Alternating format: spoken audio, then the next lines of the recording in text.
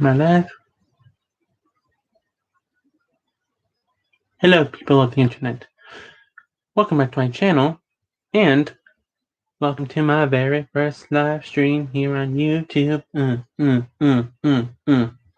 Here, hold on. Let me readjust this so you can see what I'm doing. Hold on. Move some stuff out of the way.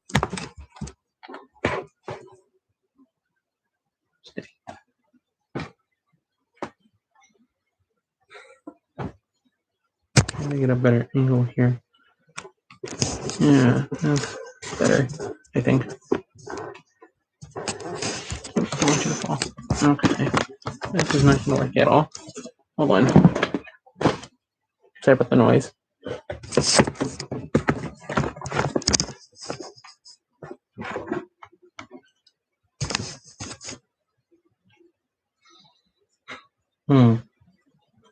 You think? Maybe if I move this a little bit? I don't know, because I can't really move my desktop back. But, oh well. We'll just go with this for now. So, as you guys have probably seen in the title already, or have not seen my latest Instagram post, for my very first live stream, I'm going to be playing the new Escape the Night board game that I got, I want to say, about a week and a half ago. I ordered it back in December, and and it was supposed to be here in early, or no, yeah, it was supposed to be here by the end of December, but but for some reason, because of the whole mailing / shipping thing that happened early this year, that never happened. So I was supposed to get it last month, but obviously that didn't happen. So yes, and then I got it. What's today? The 25th. Let me think. This last week, or this last Wednesday, was the 21st. So the week, or the Wednesday before that would have been the 14th. So yeah, I got this on the afternoon of the 14th. And when I got it, I was like, okay, what's in this box? Because it's super huge. So when I opened it, I was like, what? Oh yeah. Oh yeah. And yes, I am wearing Minion pajama pants. Don't judge me. And if you guys want to say hi or whatever, you can just ask me questions or just want to talk or whatever, just let me know. Just have some questions or whatever in the chat, and I will hopefully respond as quick as I can. So, first off, let me show you who the players or characters are. Let me get them in the right order. 1 second. Let me show this one. Yeah, so we have the Savant, or Joy Graceffa, who is the man that made this game. And Joey, I am very proud of you if you are watching this. I love you. You are amazing. And I'm glad that you made this board game.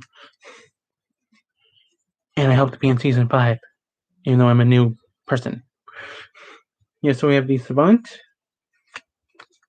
the Big Game Hunter, who is Ollie White. If you don't know who that is, type in OLI space White, and you'll find out who that is. The Fixer, who is Andrea. I can't remember her. I did not know her last name, but just search Andrea's Choice, and you'll see her. We have the Gambler, who is iJustine, or Justine Izarek. If you don't know who that is, just type iJustine, like iPhone iJustine. You'll find her. She's amazing. We have the Heiress, who is Sierra Furtado, can't speak. And she seems like a cool girl. but I'm not exactly sure. We have the Hustler, who was Lele Pons in the actual show. And this game was based off of season 1, so yeah. Yeah, for them. We have the jazz singer, who was Glozo Green, who was super funny, by the way. We have the journalist, who was Ava Gutowski, or My Life as Ava. We have the mobster, which was Timothy DeLeghetto, or who is now known as Tim Chantarangsu. Hopefully I said that correctly. If I didn't, I am sorry. We have the professor, who was... What was his name? It was Matt something. I can't remember what it is. I think it was Matt Haig, I believe. Pretty sure. And then lastly, we have the Renegade, which was Shane Dawson. And sadly, he was the first to die in the first season, so poor him. So yeah, those are the characters that are used in the game. Let me go ahead and put them back in the correct order. Okay. Oh, my bad. Where are the directions I had? Okay, there. And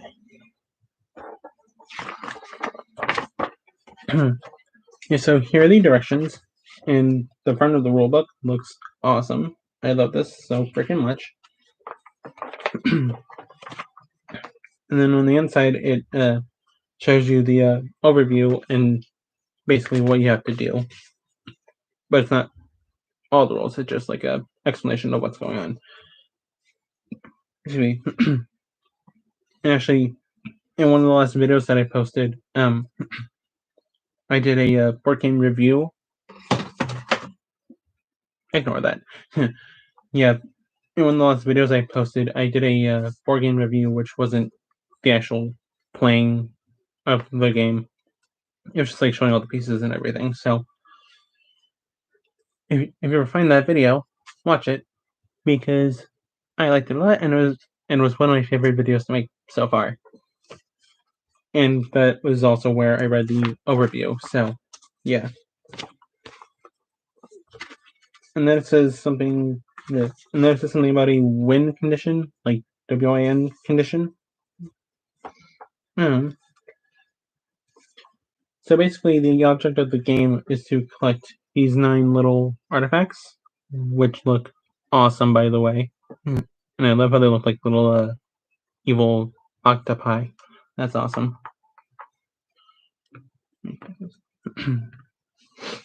Yeah. Hold on 1 second.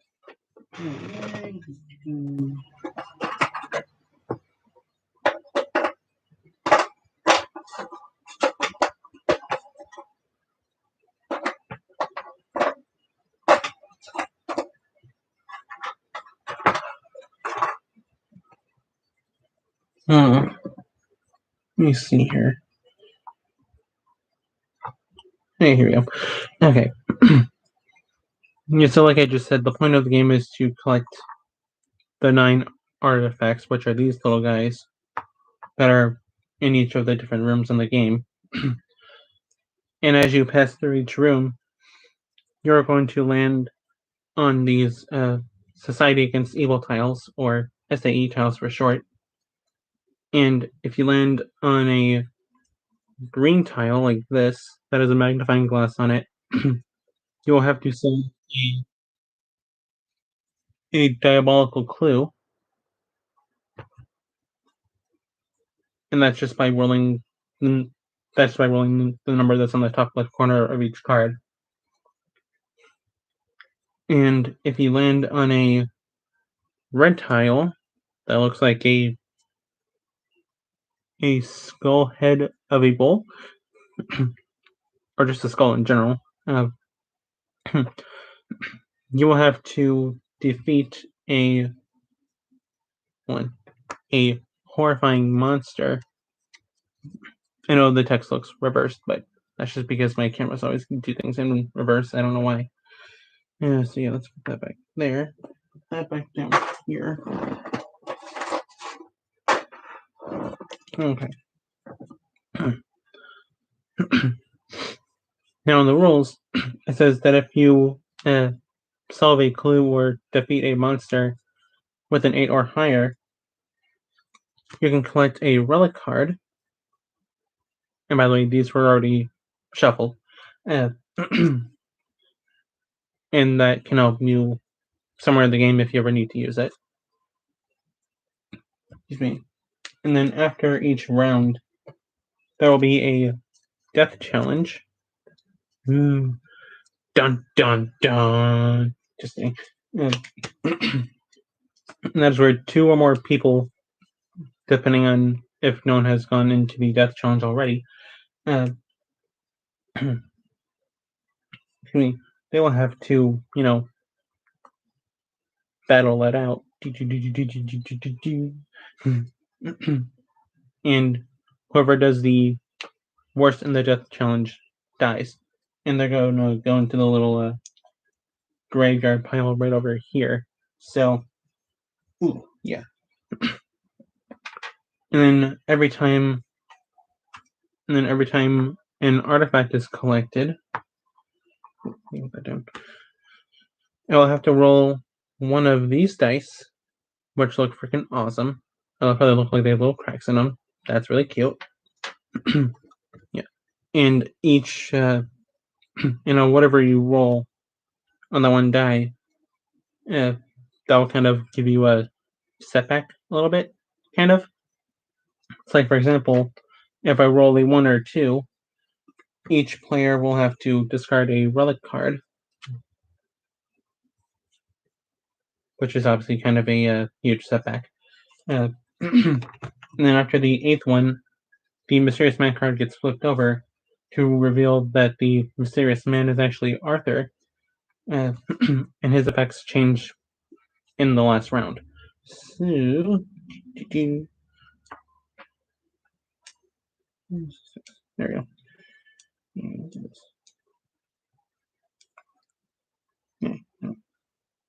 Come on. There we go. So, who's with me right now? Because it looks like I only have one viewer at the moment. If you're here, say hi so I know who you are, please. Yeah. Okay. Oh. And also, there's this little voting box that is supposed to be used when there's, more than one player. But since I am playing by myself today, I will not be using the voting box as normal, except I will be using it as like a placeholder, sort of, for all the cards that are, associated with each player. On each player, what was it? Each player has their own like special effect, kind of. So for the Savant, he cannot be voted into a death challenge. For the Big Game Hunter, he can add 1 point or whatever it's called to his monster rolls. The Fixer may enter a death challenge in place of any other character. The Gambler can add 1 on her movement rolls, which is basically moving around the board. The Heiress, her special action is that her vote total is always reduced by 1. The Hustler's action is that she can add 1 on all of her death challenge rolls. The Jazz Singer starts with 1 relic, so let me do that now. What do we have? We have the Hand of Faith, which means that the Jazz Singer can reroll 1 of the 2 dice on either a clue or monster challenge. Excuse me, and this cannot be used in a death challenge. So let's put that in there.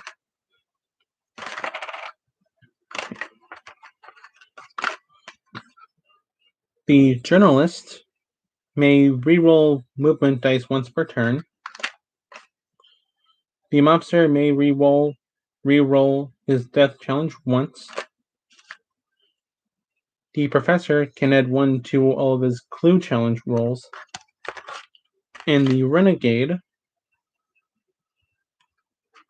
and the Renegade's special action or effect is that if he recovers an artifact, he gets to draw a relic card, which again is one of these. I'm trying to move my finger so you can see what it looks like.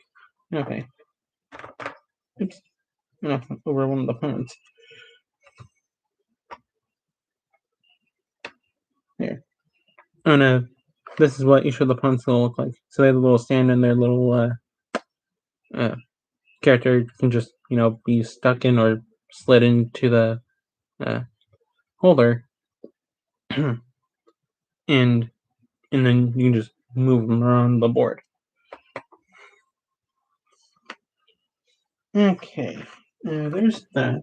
So let's place this right here. You won't be able to see it, but sorry, I just don't have that much room on my desk.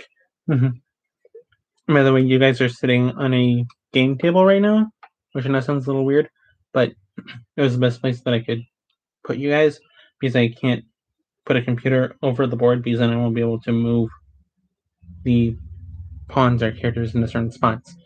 So yeah. Okay, I think that's everything. Oh wait, no. There's one more thing I'm forgetting. One. Where did it go? Oh, here it is. Oh, careful. Oh,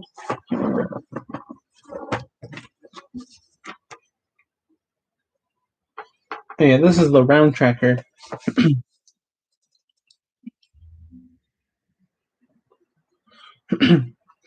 and and this is used to keep track of what round you're on. It's like, for example, after the first round, I don't know if you can see this, but I'm trying to make sure I can see it too. You just move it after each round is over. So from 1 to 2, 2 to 3, then 4, 5, 6, 7, 8, 9, 10. I love how it's Candace spins around. It's like, yeah. Okay. I'm gonna put this right here next to the tarot cards. When the artifacts are knocked over. Hold on. There we go. Okay, now I think that's everything. So I'm just gonna set this right here in front of me so I can just see what it says. Okay. And without further ado, I'm trying to think if I'm forgetting anything.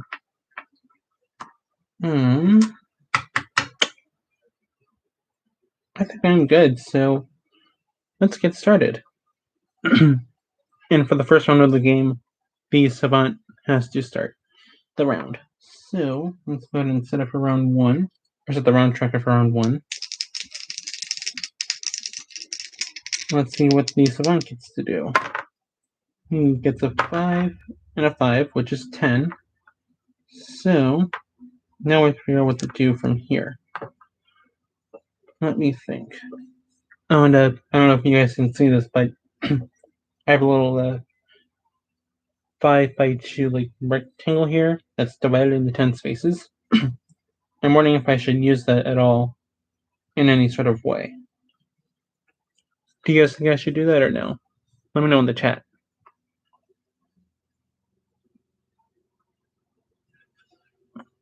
Let me see if I can see who this viewer is.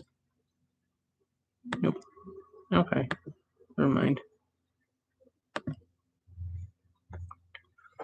Okay.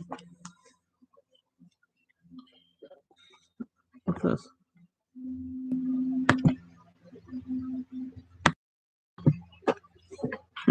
That's just a mic. Okay. So, I'm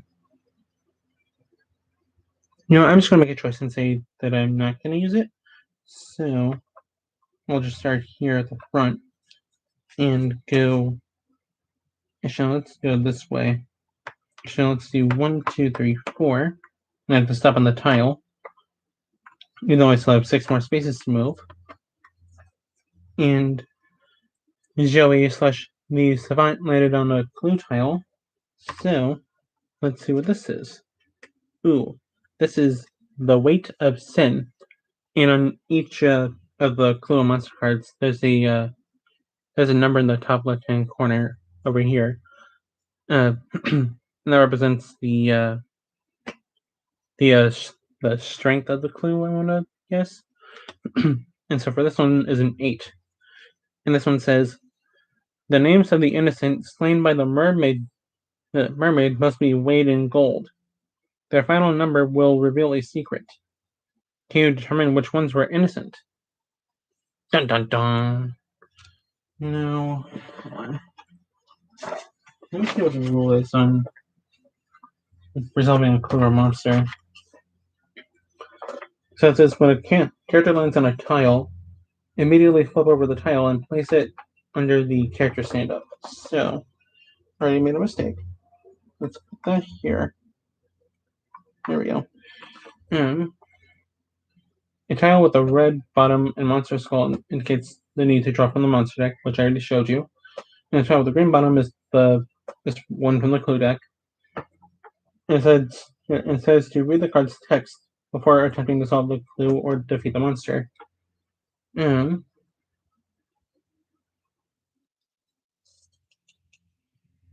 Okay, never mind. That's not important. Excuse me. Let me see here. Trying to see where it says anything about a clue card. Okay, so it says using 2 dice, a player gets 1 chance to roll equal or higher than the difficulty number to solve it. Relics can be used. If solved, discard the clue card and remove the tile from the room. If the roll is unsuccessful, discard the card. On the next turn, the player may attempt to solve the clue again by drawing a new card, or can choose to move, leaving the SAE tile in the room unsolved. Okay. So the monster card is the same thing.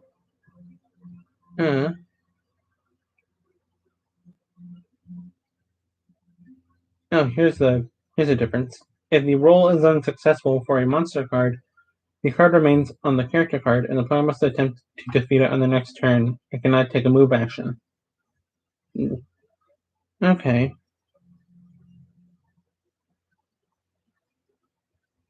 Okay. I'll read that later. So, the savant needs to roll an 8. So, let's see what we get, huh? We got a 4 and a 5. Woo! So, that card gets discarded. I'm going to put that over here so you guys can see it. Oh, no. I also forgot. This is a round sequence card, which basically shows, how to actually play a round of the game. So, I just defeated a clue, or solved a clue, excuse me. So I'm going to put the tile back in the box where it belongs. There we go.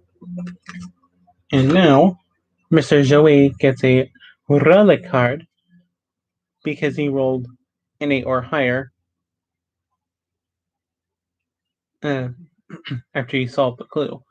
This one is the Hand of Faith, so that's going to go with him over here so you guys can see it. Oops. Just so you guys can see me putting it in there. Okay, next is the Big Game Hunter. Let's see how he does on his first turn.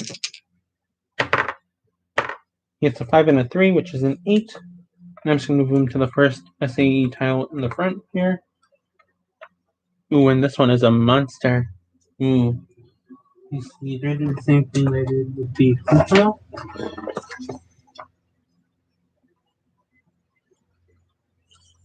Oh, okay. So I have to place. Hold on. Whatever, I'm just going to do the same thing. Because I don't even know what to do with the tiles.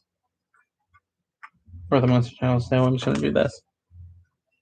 So, let's see. Ooh.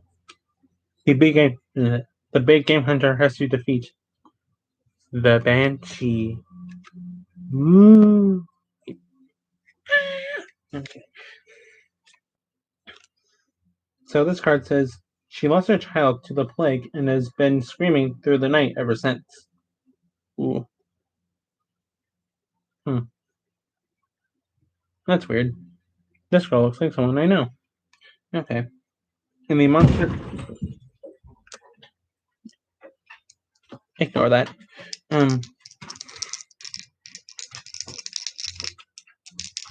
Let's see, so the monster strength is an 8, so I have to get an 8 or higher to defeat it. Ooh, a 1 and a 1. Okay, so that's 2, so that doesn't do shit. Let me see.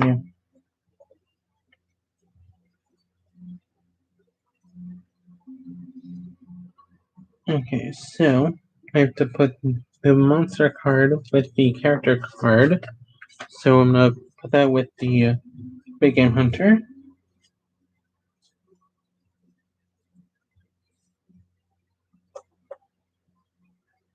Let me see. Let's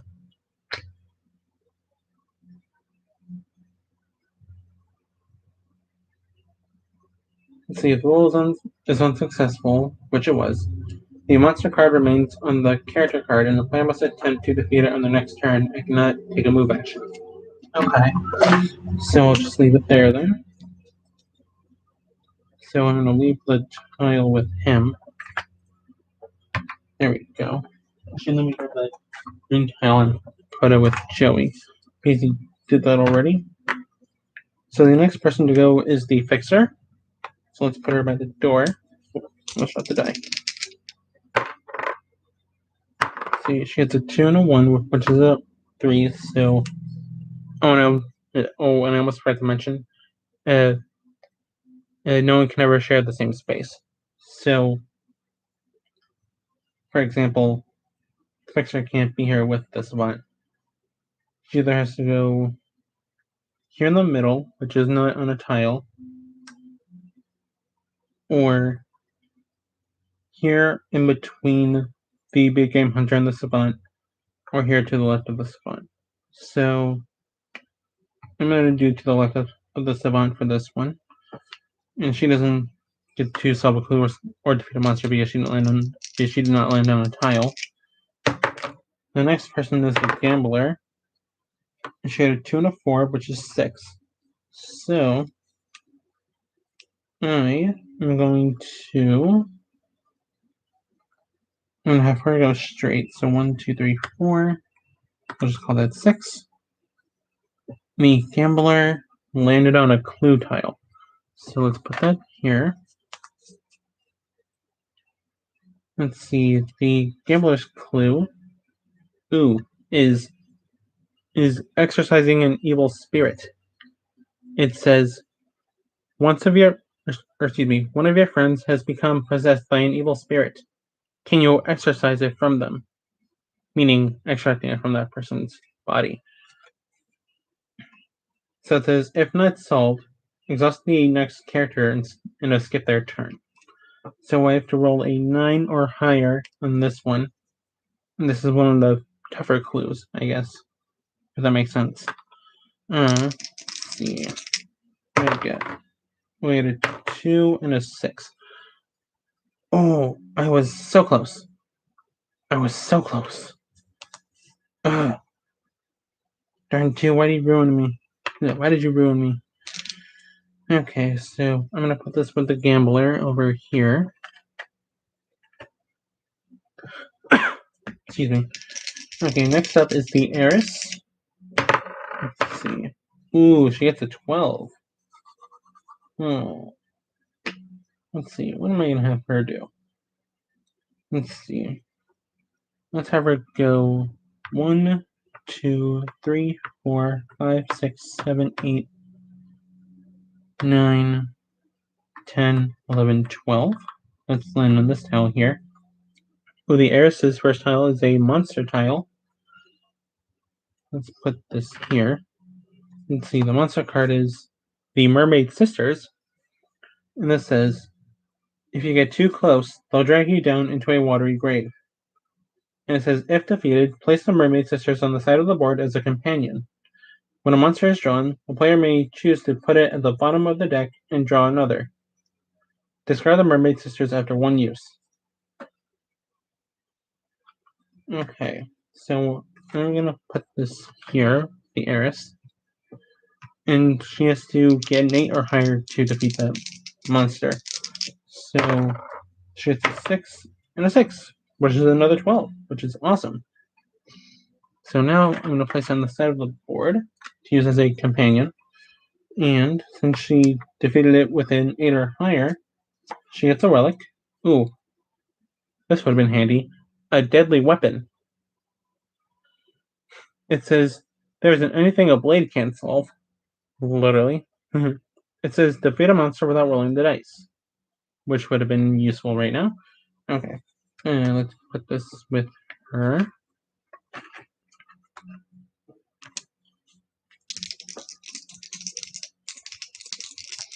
Okay, the next person to go is the Heiress. Where was it? Oh. And here's the Heiress's pawn. Time for the Hustler to go. Ooh, Snake Eyes. I read something about this. Hold on. What did it say? Oh yeah, Snake Eyes rule. If double ones are rolled, place that character's voting token in the voting box under their name. For the journalist, if she rolls Snake Eyes, she still turns in her voting token even if she chooses to re-roll. So, let me see what the single player rules say.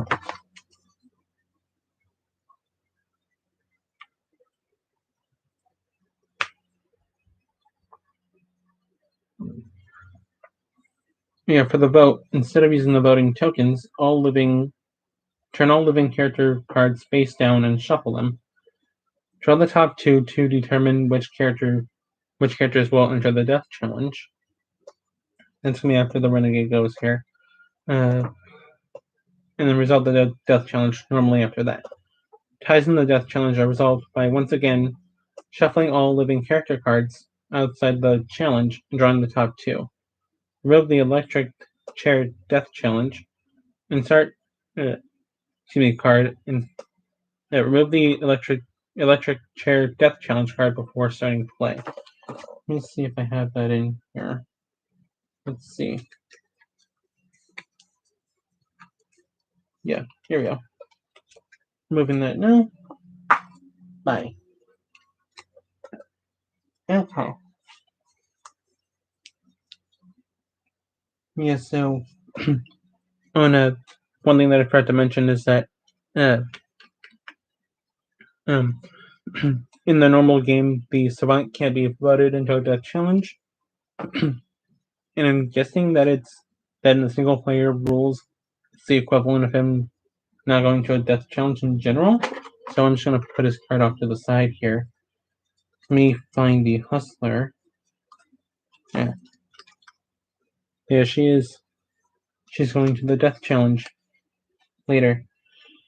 So, okay. So I'm just going to move her 2. Let's put her adjacent, I think, from the big game hunter. So, next it is time for the jazz singer. And if you guys just want to say something, leave me a comment in the chat. Okay, so the jazz singer gets a 9. I think. What do I want to do here? And let's go 1, 2, 3, 4, 5, 6, 7. Call that 9. And this is another monster tile. So let's put that underneath her. Let's see. What is the jazz singer's first monster? Maybe only monster. Ooh. Speaking of mermaids, this is the murderous mermaid. This is the third mermaid sister. It says her husband used to beat her, then she made a deal with the evil of the house, and has been filling the pool with her victims ever since. Ooh, and here it says, if defeated, draw 2 relics instead of 1. So the strength for this murderous mermaid is a 9. So I have to get a 9 or higher to defeat the mermaid. So a 3 and a 3. So that did not work out well at all. Excuse me. Let me see. What was the roll?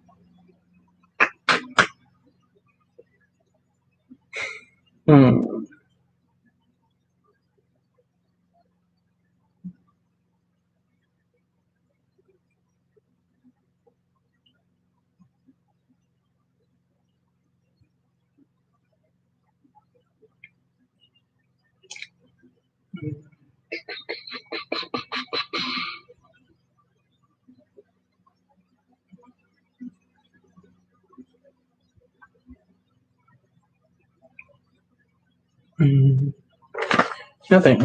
Okay. So I'm just gonna place this with the Hustler right over here. Yeah, she still has to defeat that. I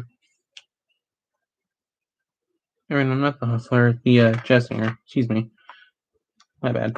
Okay, let me fix this. Okay, next it is time for the Journalist. Now, what was the role for her? Where is... Here we go. Let me see. Now, yeah, for the Journalist, if she rolls Snake Eyes, she still turns in her voting token, even if she chooses to re-roll. Okay. So, I'm just gonna put that right there. Please don't be Snake Eyes. Okay. She gets a 6. So, we're gonna have the Journalist go 1, 2, 3, 4, 5, 6. I believe this is a monster tile. Yes. This is another monster tile. So I'm gonna place that underneath her.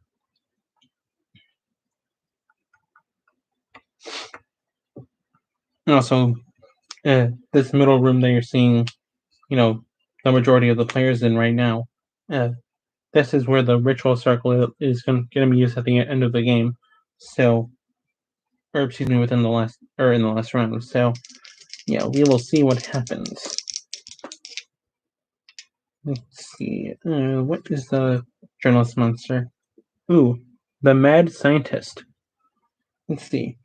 It says his peers thought he was mad, so he chained them inside his ungodly machine and sucked the life out of them. Now who's the mad one? Now who's the mad one? Okay. If defeated, place a mad scientist on the side of the board as a companion. Anytime a character tries to solve a clue, the player can reroll one die and add it to the total. Discard the mad scientist after one use. Okay, so let's put this right here. And his strength is an 8, so let's see if I can get an 8.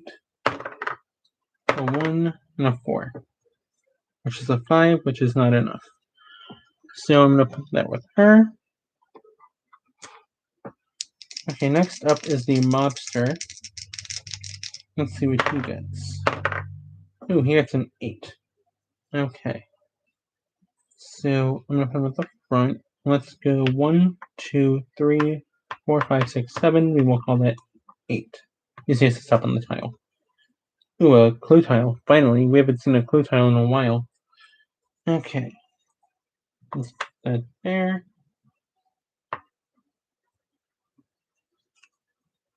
Okay, so his clue is the demonic chifforobe. Or wardrobe, if you want to call it that. Let's see. This one says, knobs jut out of demonic faces on the chifforobe. I'm going to say wardrobe from now on. Can you decipher the hidden Bible message to unlock it? If solved, the player moves their character outside any door in the house or on the grounds. There cannot be a SAE tile in front of the door. I mean, duh. Okay. So, for this one, I have to roll a 9 or higher to solve the clue. So, let's do that. And he gets a 3 and a 4, which is a 7. So, what does that mean again? I can't remember. I'm just going to keep this on me. I'm going to put this with him just in case.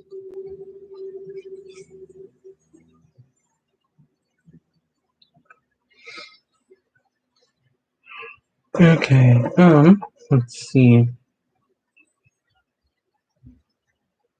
If the roll is unsuccessful, discard the card.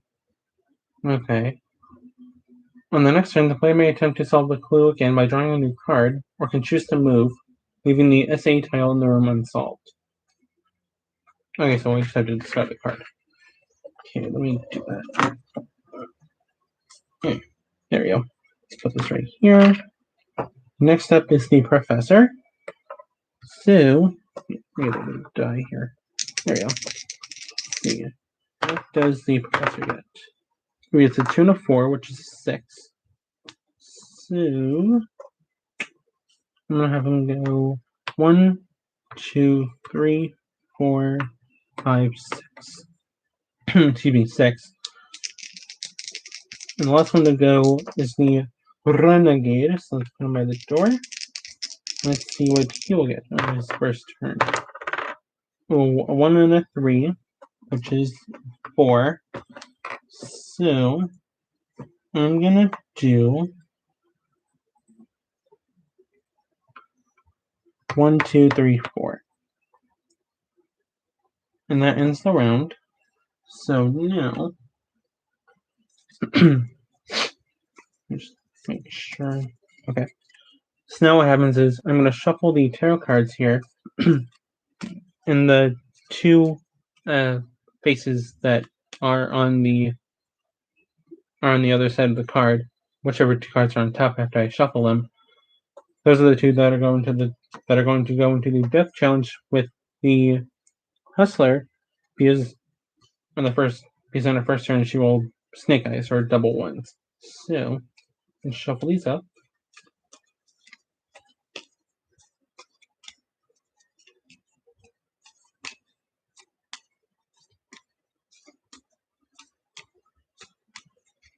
Okay, let's see. So let's put the hustler at the front of the estate. Now, the first character going into the death challenge with the hustler is the professor. And the second person going to the death challenge with them is the Heiress. Let's put these right here. So those are safe for this round. Let's see what the death challenge is. Ooh, this is abducted by John and Sam. So it says, you've both been kidnapped and one of you is going to be buried in the backyard. Meaning, be buried alive. So it says both players roll the dice. The highest roll lives. But since there are 3 characters, I'm going to say the lowest roll dies. So, let's put that here. Let's start with the Heiress because, or not the Heiress, the Hustler, excuse me. Because she was the first one to be drawn. So, let's see. So the Hustler gets a 7, which is the combination of the 5 and the 2. Let's see. The Professor gets a 4 and a 6, which is 10. So he is safe. Let's put that back in the pile.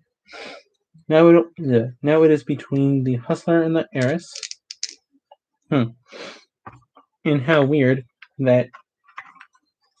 There we know. Yeah. And how weird that in the voting box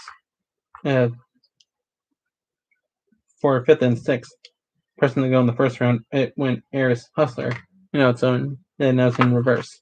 So that's funny. Well, to me it's funny. Let's see what the Heiress gets. If she gets higher than a a 7? Yeah. If the Heiress gets higher than a 7, then she lives. If she gets lower than a 7, she dies. If she gets a 7, then it's going to be a reroll for the tie.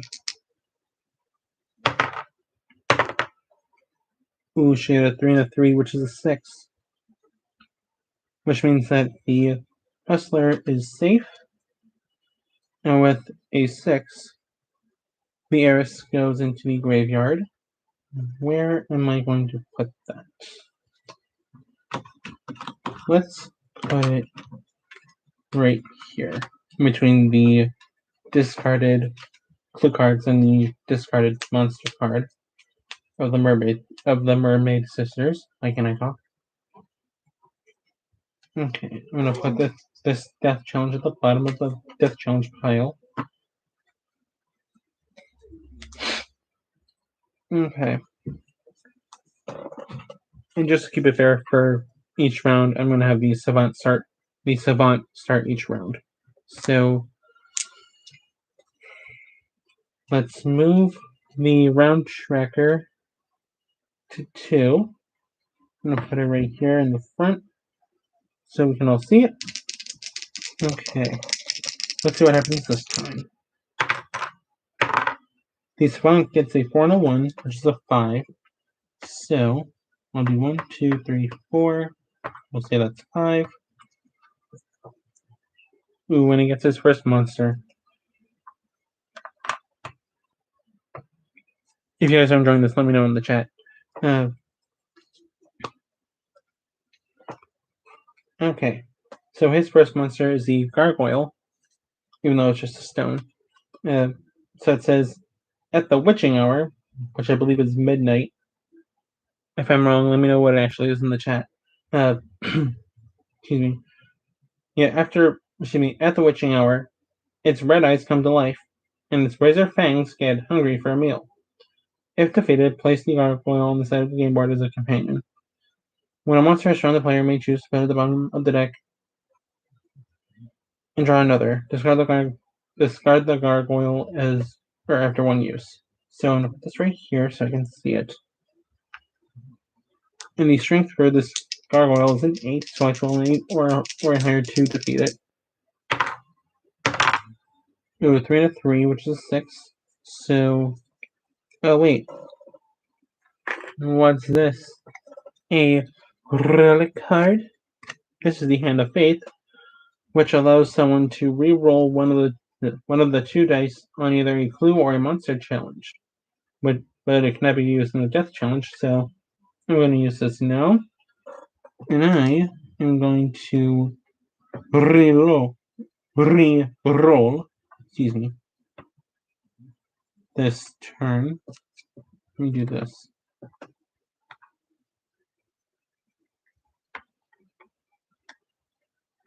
I'm going to re-roll this one, just because it's closer to me. And it's a 1, which does nothing. So I'm going to put the monster card with Joey.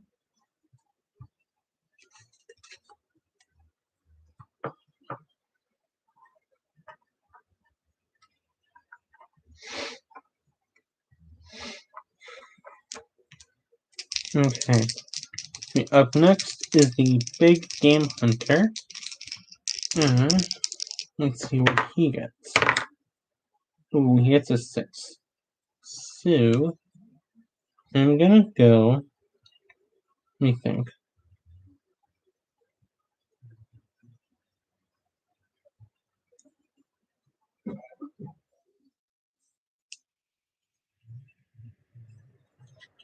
Oh, okay. Let me think.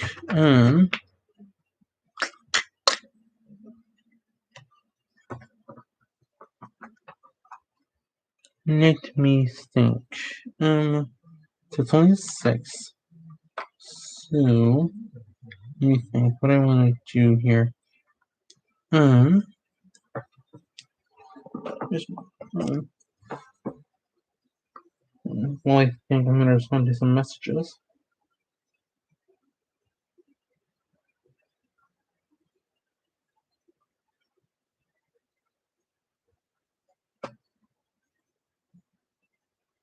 I'm also gonna like some tweets. 1 minute 2.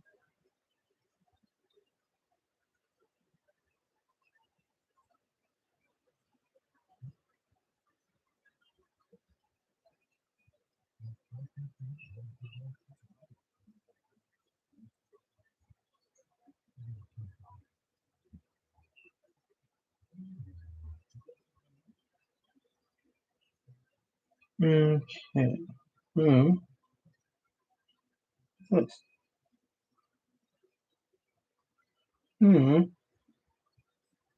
That's so cute. Here's look. Wait. There we go. I don't know if you can see this, but I didn't mean to do that. Hold on. Well, let me go back to my Instagram. Hold on. Okay, what the frick? Where did that go? Let me.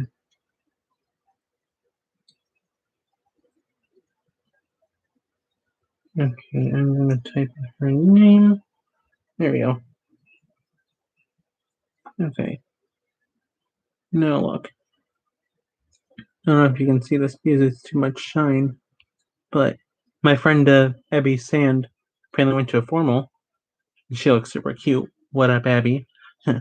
And in the caption it says, "Get yourself a man who wears New Balance shoes to formal."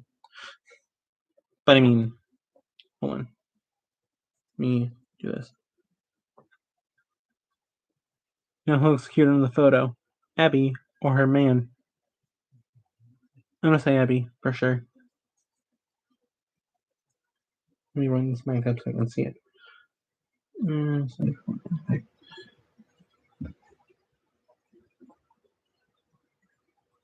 my god, it's super cute. I'm just commenting on her post. 1 second. If I can spell.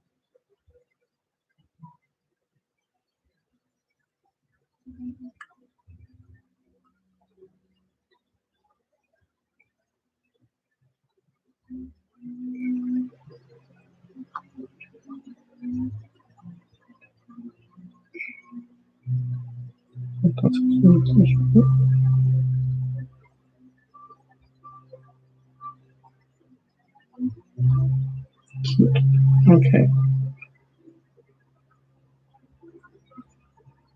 Okay.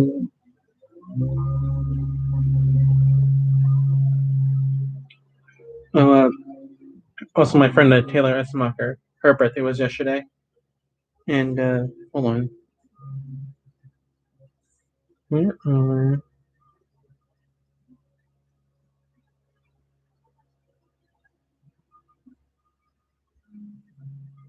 Let me find some pictures. Hold on.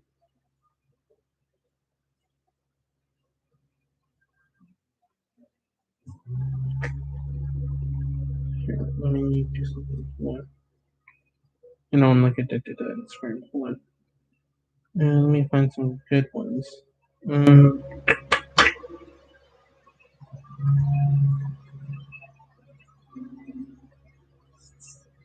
Let me find some good ones. Hold on.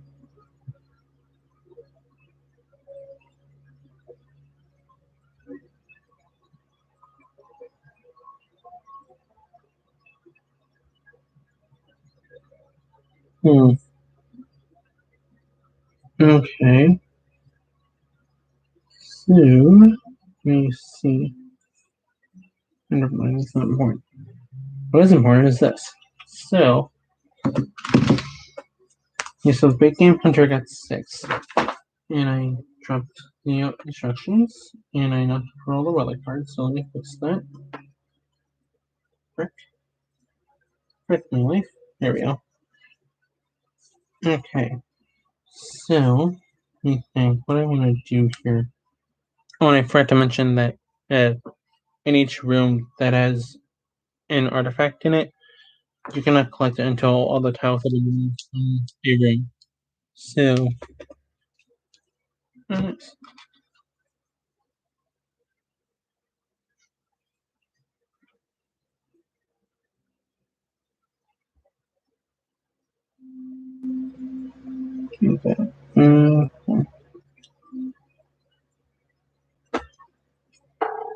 Okay, look at this here. Because that's not important. So the big game hunter got 6.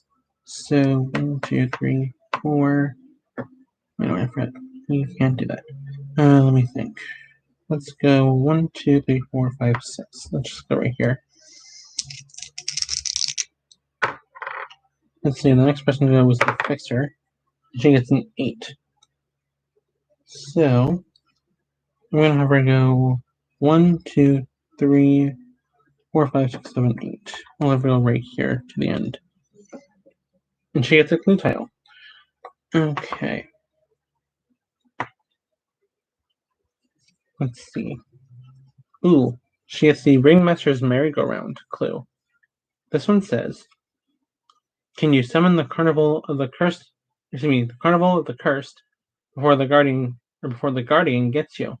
If not solved, find and place the Guardian monster on top of your character, meaning the character that tried to solve this clue. Next round, attempt to defeat it as normal. Okay.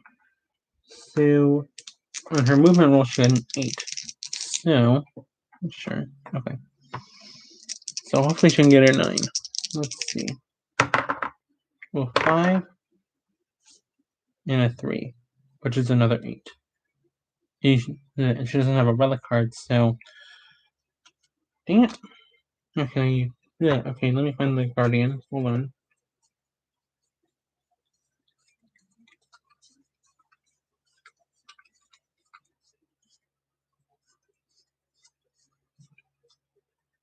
Here we go.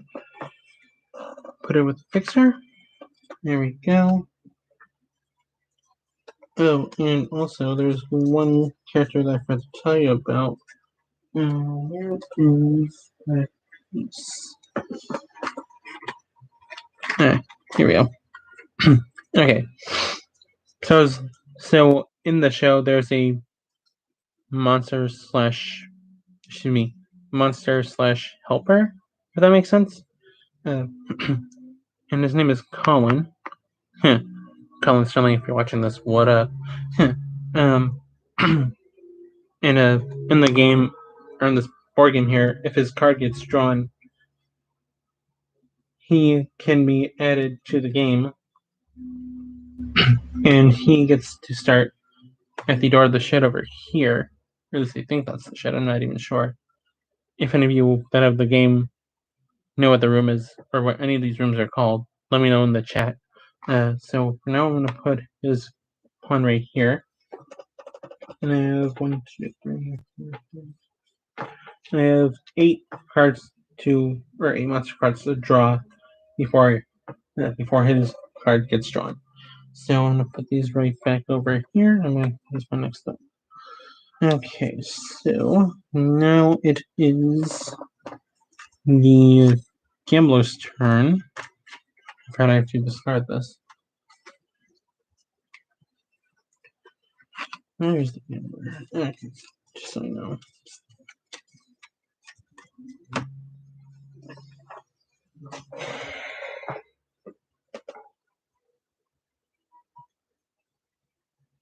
Okay, yeah. I'm just gonna have her do a new one. Which was that one? Okay. So on the gambler's clue that she tried to solve but was unsuccessful, that strength was a 9. And this one is also a 9. Dang it. Okay. This one she has to unlock the Poison Antidote, which is what Shane Dawson died from in the first episode of the show. And this one says, you have been poisoned by the evil of the house and must find the antidote. If unsolved, this character dies. You get 2 reroll attempts. Relics may not be used.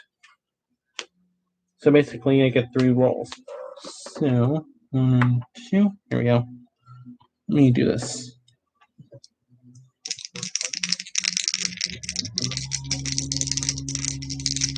Okay. First roll. It's a 3 and a 1. Dang it. Okay. Second roll. A 2 and a 6.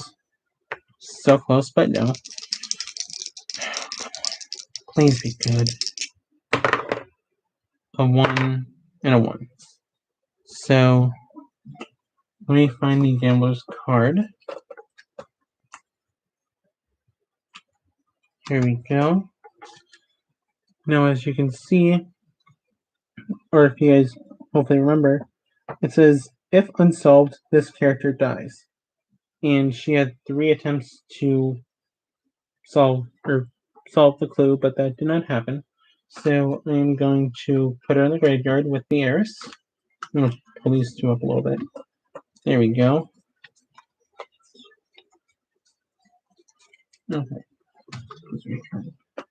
Okay.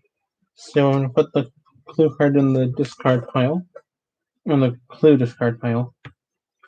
And now it is the Heiress's turn. And if she lands on a monster tile, don't forget, she can use her deadly weapon card. Basically meaning that she can defeat a monster without having to roll the dice. Here, let me this. There we go. Here's the Heiress. Nice here. Okay. She's a 1 and a 2, which is a 3. So 1, 2, 3. And this is a monster card. Nice. Or monster tile, excuse me. Yes. So I'm gonna put that back in the box where it belongs. And because she used this, I'm gonna put it back in the bottom of the deck. Or the relic card deck. And get her new one, which is the Hand of Faith. Or wait, no. Wait. I just remembered. She, wait, hold on. I'm trying to remember something. Hold on. Oh, no, I'm thinking of the other person. Never mind. I was thinking of someone else. Oh, wait. I just completely skipped the fixer. Let me do her turn. Where is she? Okay.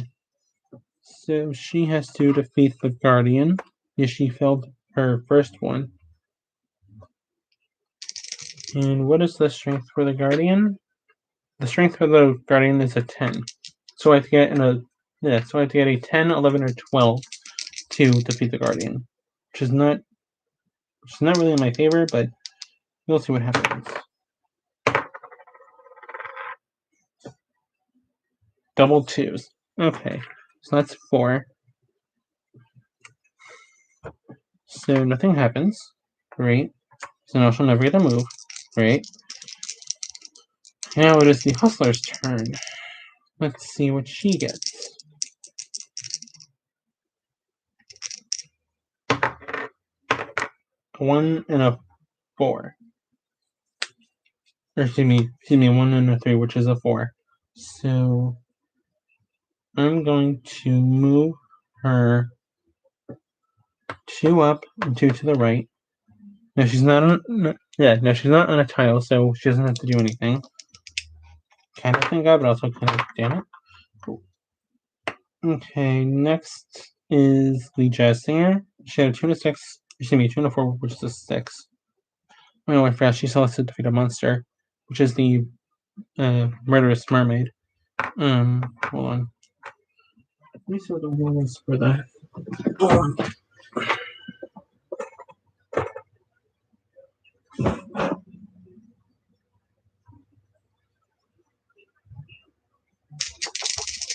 Okay, so that 6 does not count because I thought it, that was it. Because I thought that was her movement, but I was wrong. Obviously. So she has to get a 9 or higher to defeat the Murderous Mermaid. She has a double 2. Okay. Now I'm starting to get pissed. Okay. So nothing happens, sadly. So now it is the Journalist's turn. And she has to get an 8 or a higher to defeat the Mad Scientist, hopefully. She has a 6 and a 4. Finally. Okay. So now I can discard that monster tile.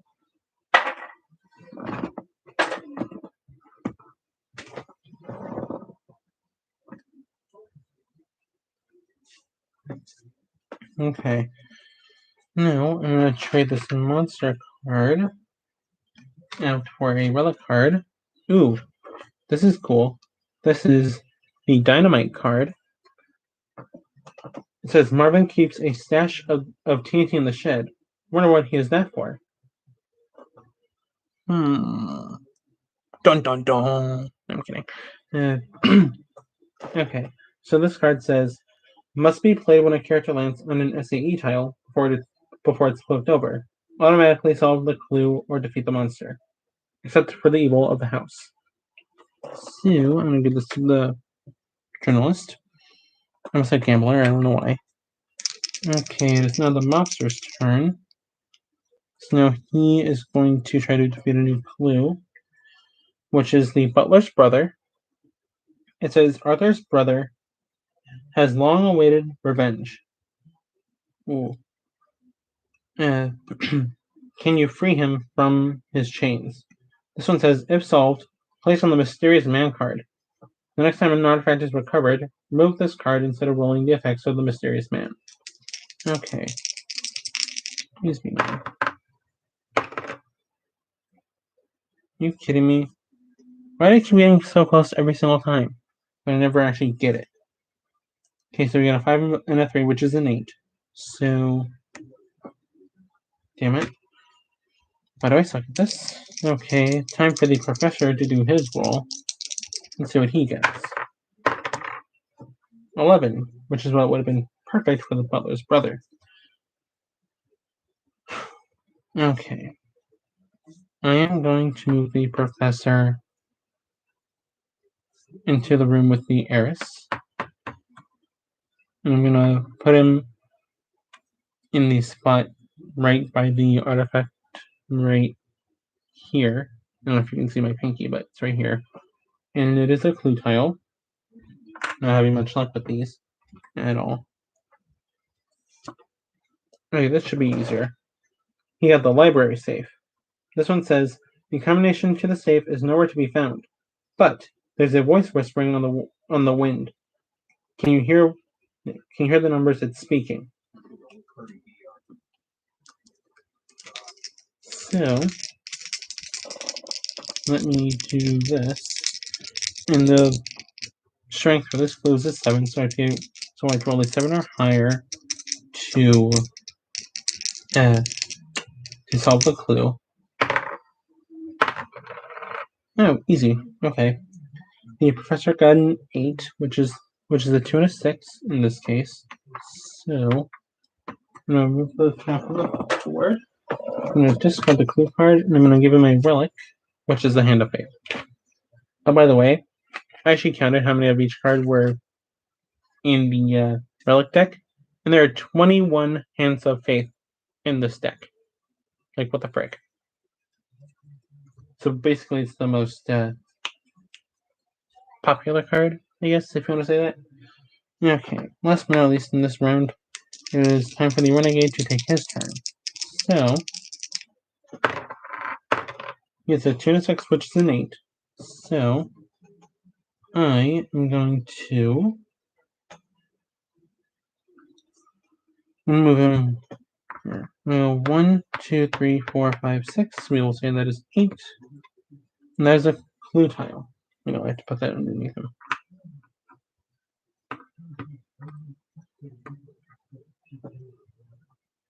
Okay. So now it is the end of that round. So now I have to draw to see who will go into the death challenge.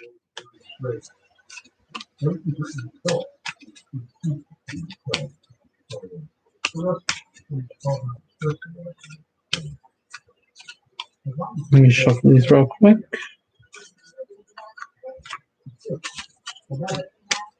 Okay. The 2 people that are going to the death challenge are the Hustler for the second time and the Professor for the second time. Okay.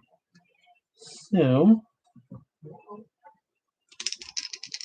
let's see what the death challenge is. Ooh, death journal.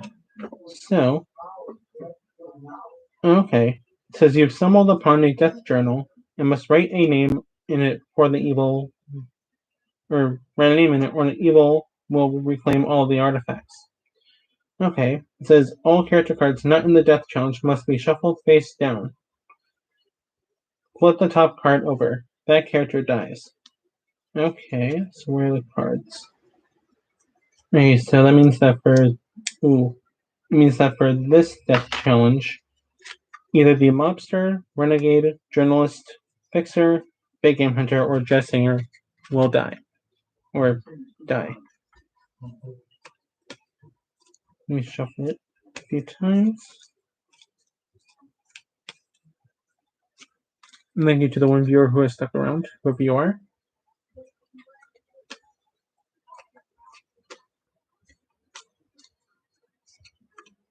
One more. Okay, so I'm going to put these two back over here. These they are safe now. Okay. I'm so nervous. Okay. So, the one character that will die in this death challenge is... Why am I so nervous? It is the Big Game Hunter. So now he has to go into the graveyard over here. And the rest are safe for this round. So now, let's move the round tracker forward 1 round. Or forward 1 hour, if you want to call it that. Excuse me.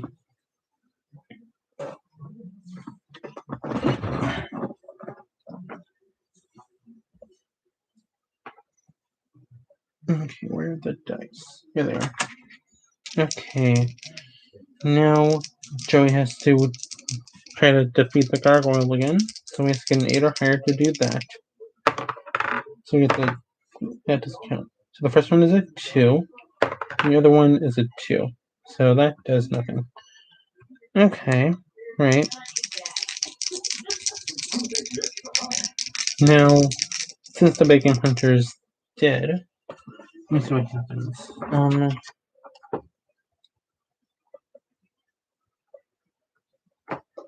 Let me see. Let me see. Oh,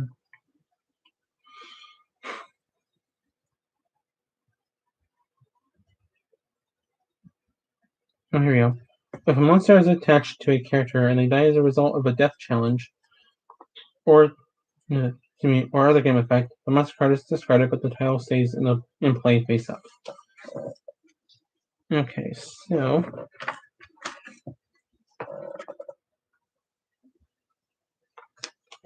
monster card discarded. Okay, but the tile still stays face up. Wait, but he was not on a tile, which is weird. Okay, so time for the fixer to take her turn, and she has to defeat the mad scientist, which gets and his strength is an 8 in this case, so I have to try to roll an 8 or higher to get him on my side. Okay, so she gets 5 and a 2, but I'm going to use the Hand of Faith to reroll the 2. Careful now.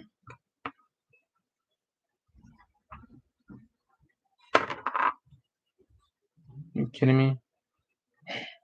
I hate you, you stupid dice. What's wrong with you? There's a 1, so now it's a 6, so that did nothing. Or no. Sorry, she was supposed to defeat the Guardian, not the Mad Scientist. My bad. So, yeah, that didn't work. So is the Heiress's turn to take her turn. Okay, I see her. Please release a 3. 5 and a 6, that's 11. 1, 2, 3. And reveal this tile, which is the flu tile.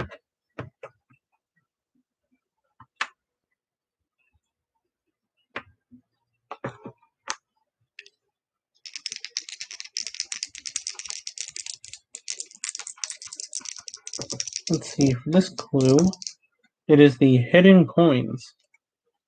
And this one says, a former owner of the house buried their treasure in a place no eye can see. Can you locate the hiding spot? Excuse me. And the strength for this clue is a 7. So let me go ahead and try to get a 7. And this one roll. 4 and 2. Dang it. Okay, so this clue is discarded. Let me discard this death challenge too while I'm at it. Okay, so nothing happened. Dang it. So now it is the Hustler's turn to try to get a tile, hopefully. It's a 2 and a 4, which is a 6. So 1, 2, 3, 4. We will say that is 6. Let's see, this one is a monster. Put that right there. Let's see, what's her monster? Ooh, the Cursed Sea Captain. Oh.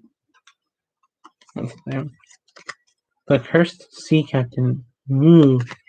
This one says, he found a cursed artifact on a deserted island and brought it to the house for study. It soon took possession of the house and him. Okay. So the strength for this one is an 8, so I can roll an 8 or higher to defeat this monster. So I got a 5 and a 4, which is a 9. Since it is an 8 or higher, Miss Hustler gets a relic card. And she gets a Hand of Fate. Okay. So now it is the Jazz Singer's turn. And she has to try to defeat the mermaids again. So I have to get a 9 or higher. Okay. Oh, I forgot that the Jazz Singer always starts with a relic at the beginning of the game. And her first one was the Hand of Faith as well. So let's see. Okay, so she has a 6 and a 1. But I'm going to use the Hand of Faith. Discard it. And re-roll the 1. Okay, I can't be the same number, so let's try it again. There we go. Okay, so it's a 6 and a 5, which is 11. So I'm going to discard that. And she gets another relic, which is the Hand of Faith. Oh, again. What the frick? Okay, I'm going to remove this tile from the board. Put her pawn back. There. Okay, now it is the journalist's turn. Let's see what she gets.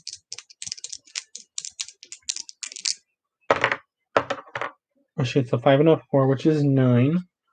So I'm going to move her. Let's see, where do I want to move her? Oh, here we go. Let's go 1, 2, 3, 4, 5, 6, 7, 8, 9. Okay, so she has to defeat a monster. So let's put that there. Ooh, this one's easy. Circus crowd. The townsfolk around here become a mob of violence once they get together. So I'm going to put that right here in front of me so you, man or woman, can see it. Let's see if you get a 7 or higher to defeat it. And I got an 8.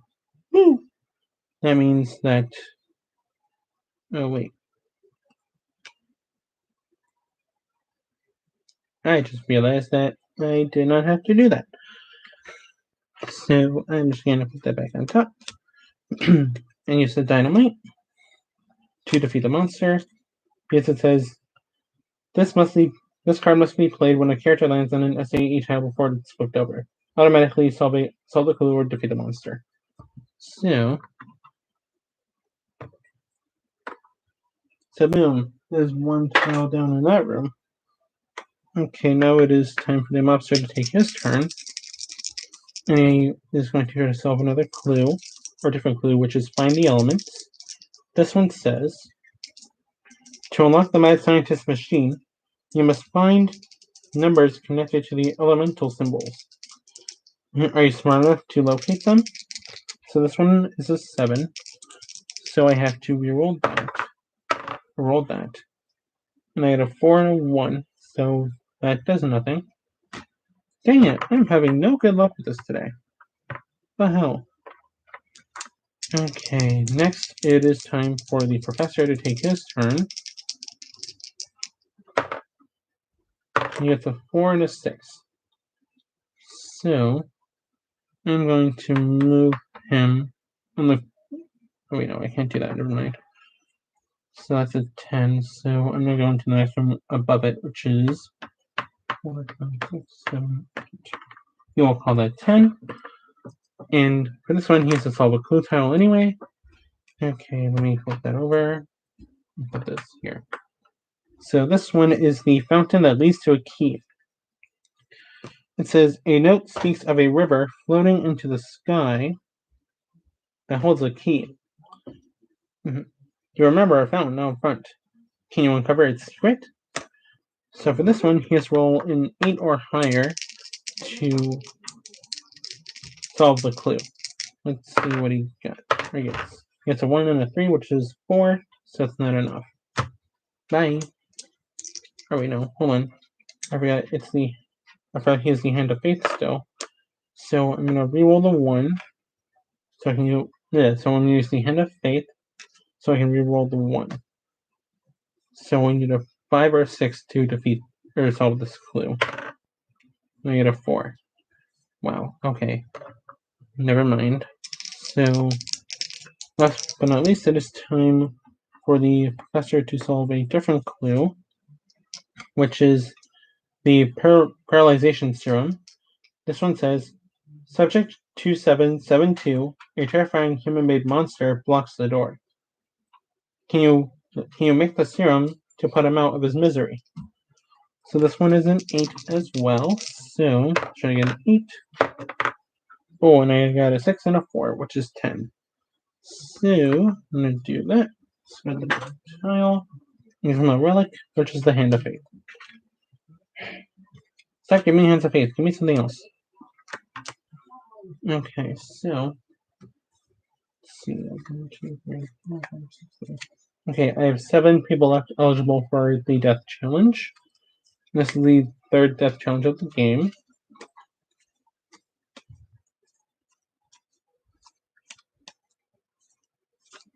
Let me shuffle these up real quick.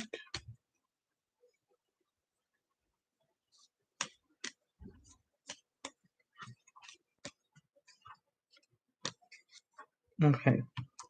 The 2 characters going to the death challenge are the Hustler for the 3rd time and the Renegade for the 1st time. So apparently this game really wants the Hustler to die. I don't know why. Okay, so the death challenge is Dolls of Death. You've both been poisoned and must place the dolls correctly if you want the antidote. Both players roll, the highest roll lives. So this is between 2 characters, so I'm going to stick to that rule. Let's see, the Hustler goes first because she was drawn first. Because obviously she was drawn first, excuse me. So she gets a 4 and a 1, which is a 5. Okay. Let's see what the Renegade gets. He gets a 1 and a 5, which is 6, which means the Renegade lives and the Hustler dies. For now. Yeah. So far after 3 rounds, the Heiress, the Big Game Hunter, the Gambler, the Big Game Hunter, and the Hustler have all died. Wow. Okay. I thought it was going to be 1 per round, but I guess not. Wait. Hold on.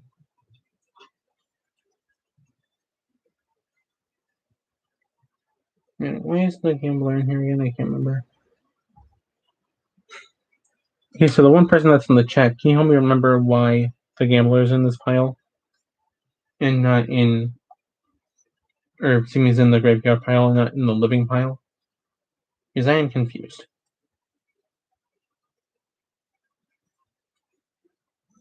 I think I put it there on accident, maybe? Okay, I'm gonna go ahead and put her back in the living pile.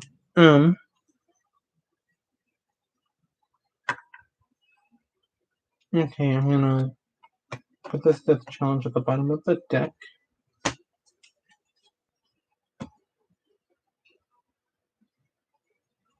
Oh wait, never mind, I remember why. Hold on.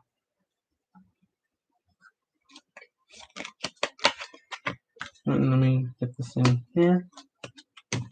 My bad, I remember why now. Okay, so Joe has to defeat the Gargoyle still. And it's an 8. So he gets a 5 and a 1. Damn it. What is wrong with you? You changed it to wrong 4. There we go.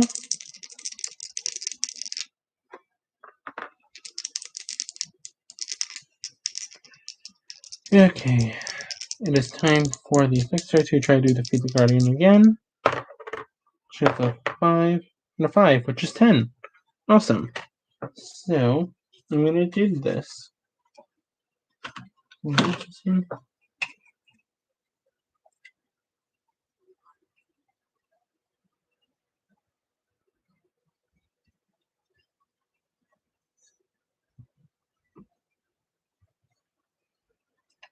She's about that one. Okay. So the Fixer gets a relic, which is the Hand of Faith. Okay, it is time for the Heiress to try to solve a different clue. And this one is the perfect fit clue. This one says, something in the room is out of place. If things can be rearranged correctly, a chest will open. Can you find the missing glass? So this one is a 7. Again, so... Okay, so that's a 1, so I need a 6. Yep, I got a 1 and a 2. Damn it. Okay, so that one gets discarded.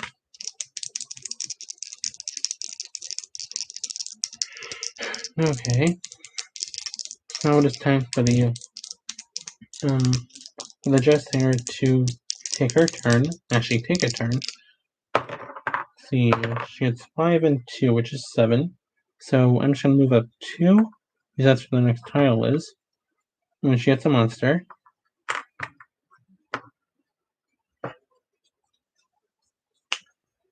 Okay, her monster is Circus Crowd.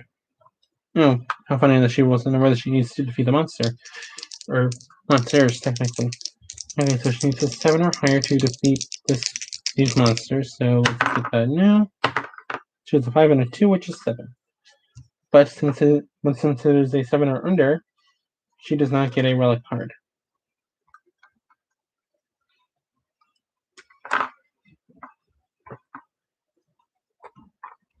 But the tile does get removed from the board, which is good. So, time for the journalist to take her turn. Let's see what she gets. She has a 5 and a 1, which is 6. So I'm going to go 1, 2, 3, 4, 5, 6. Just so I can move around. Well, that's another monster. This one is Phantom, or Ghost, technically. This one says, he was a highwayman gunned down by the law. Why can't I talk? Now he haunts the road leading to the House of Evil. Yeah. So this one is an 8 for the strength.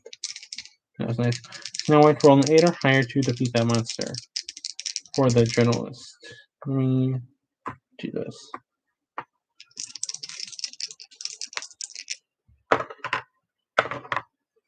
Ooh, and it's a 4 and a 4, which is an 8. So I'm going to discard that and give the journalist a relic, which is another freaking Hand of Faith. Wish for something else. But hey, I can. Hey, yeah, but hey, I can only get all the help I can get, right? Okay, time for the Mobster to take his turn, which is trying to solve a different clue, which is freeing the Exorcist. This one says, an Exorcist has been trapped in the basement by an arcane symbol. Can you dispel the magic keeping him there? Okay, so this clue number is a 9, so I have to get a 9 or higher to defeat it. Okay, I got a 3, so now I need a 6. Which I got. Boom. So this gets discarded. First. No, that's 2, and... Ooh, so far I've discarded 13 clues, and most of them have not been solved. So now the child gets discarded from the board. Now sadly he doesn't get to take a turn, but he does get a relic, which is another freaking Hand of Faith. Hand of Faith. Now the professor gets to try to solve a different clue. This one is Temple of Masks. Okay. This one says, can you uncover the clues behind the masks and escape the hallucination? The character who solves this clue cannot be voted for this round, meaning that his card cannot be drawn. So the first die has a 4 on it, so I need a 5 or 6 to solve it.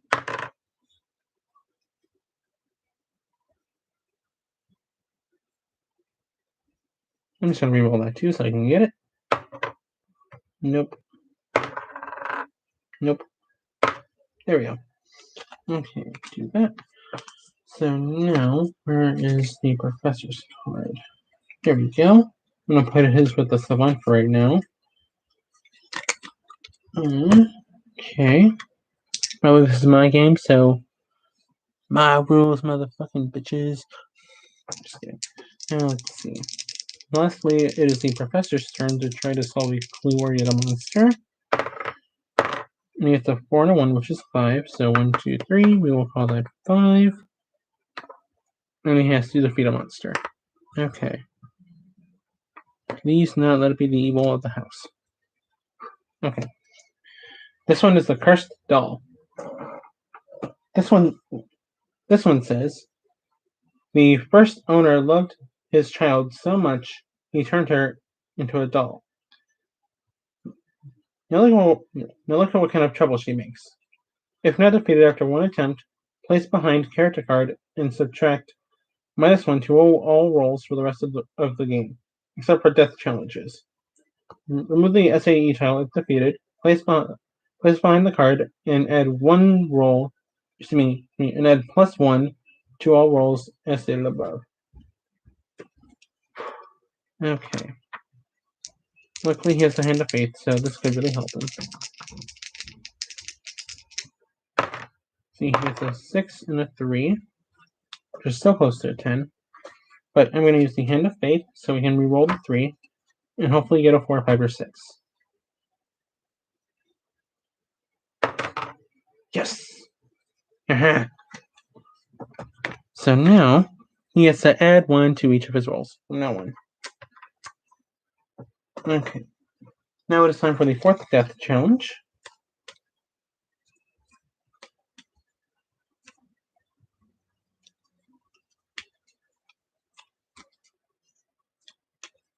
I'm just going to shuffle these.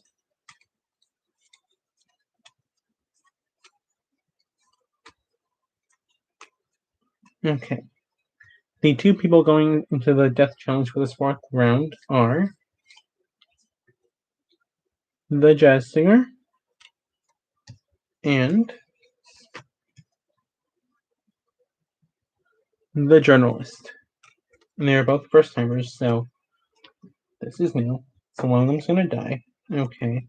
What is this 4th death challenge going to be? Okay, this one is the dunk tank of death. This one says, you must perform 3 acts before an unruly circus crowd. If you can please the ringmaster, 2 may live.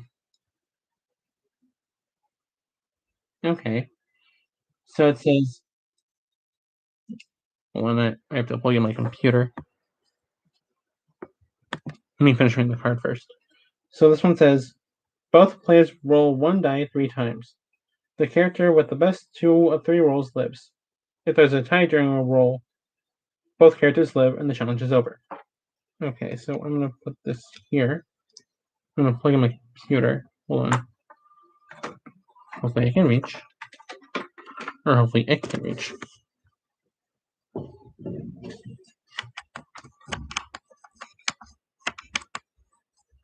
Where's the...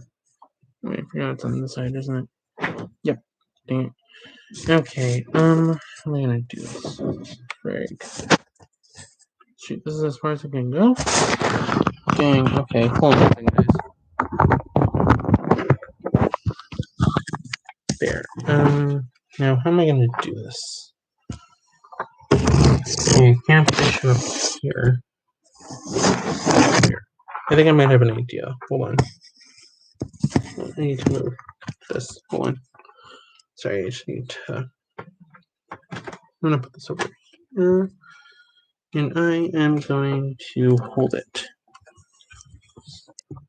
So you can see what's going on. There. Okay. So where are the dice? Here we go.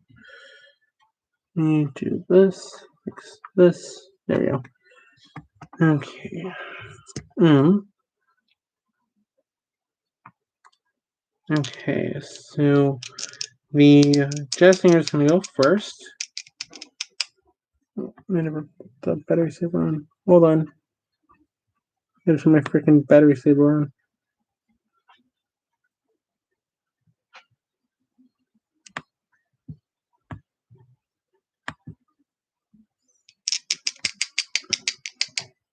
As you can see, I'm rolling the die. Ooh, and the jazz singer gets a 6. Hopefully this first roll for the journalist is also a 6, so they both can lose. It's a 4. So, with a 6, you can see that, the jazz singer wins the first round. So it's 2 out of 3, but hopefully it is not needed. See, we'll have the journalist go first this time, just so it's fair. She gets a 2. Okay. Anything but a 1, and either they both live or the jazz singer wins. Oh. So the journalist got a 2, and the jazz singer got a 5, which means that the jazz singer wins, and the journalist sadly goes into the graveyard with all the other dead players. Let me see. How can I do this without holding it? Put it over here, maybe?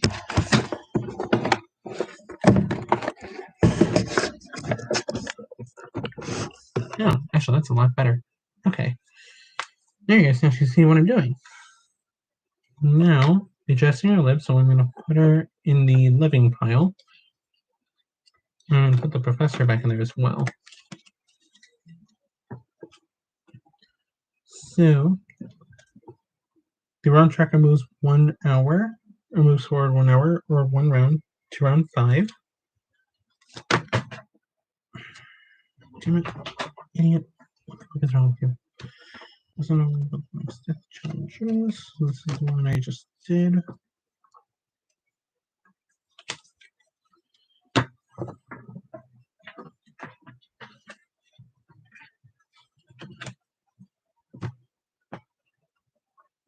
Go back there.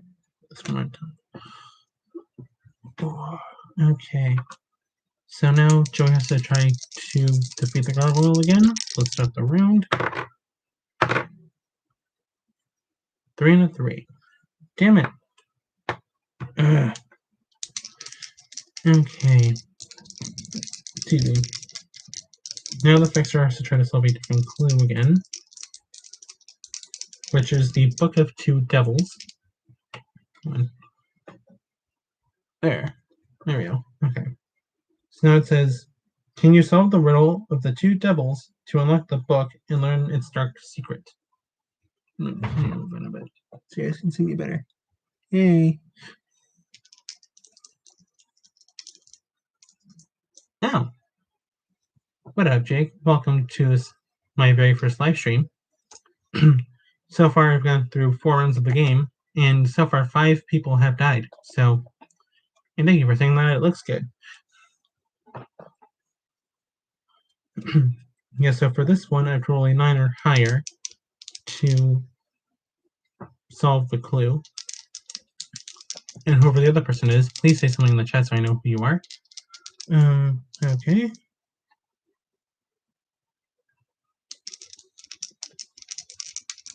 And Jake, I don't know if you heard me earlier, but if you have any questions you want to ask me or just want to say something to me or whatever, leave it in the chat so I can read it. Okay, so I need a 9. So we got a 5 and a 3. But she still has the Hand of Faith, which allows her to reroll one of the dice, either from a clue card or a monster card. So I'm going to play the card now and reroll this frickin' 3. So I finally get a move on. Jesus. And it's a fucking 2. Bye. Okay. Ooh, looks like I have a third viewer. Whoever you are, please comment something so I know who you are. Okay. And now it is the Heiress's turn. Where is she? I see her. Okay. Sorry, she need to fix this. Oh, the effects got knocked over. Let me do this. There we go.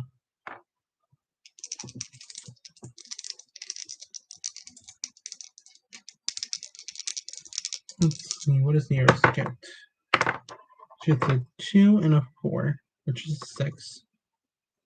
Oh wait, no. I forgot she has to solve a clue, so let's not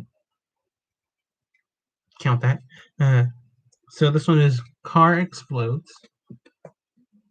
And this looks awesome, by the way. Okay. This one says, it's story time, my duties. I'm kidding. And this one says, the time-traveling automobile explodes before you. Do you get clear of the blast in time? If not solved, this character skips the next turn as they are recovering from the blast. Okay, this one is an 8. So I have to roll an 8 or higher to solve this clue. Come on, please give me some good luck this time. 5 and 3. Yes. Finally. Okay. So since that was defeated, or solved, the clue tile is going to go back in the box over here, which you cannot see. And she gets another relic card, which is the Hand of Faith. Again. Come on, give me something different. Okay, now it is the Hustler's turn. Where is she?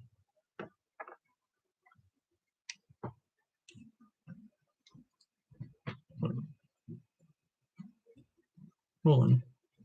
I just realized I'm missing a pawn. Where did the Professor's pawn go?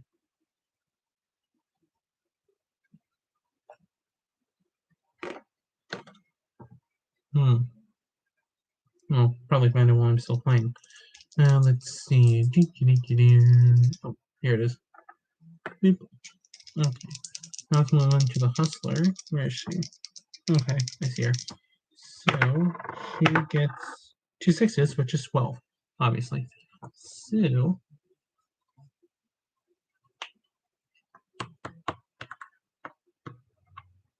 she has to defeat a monster now. Let me put that under her pawn.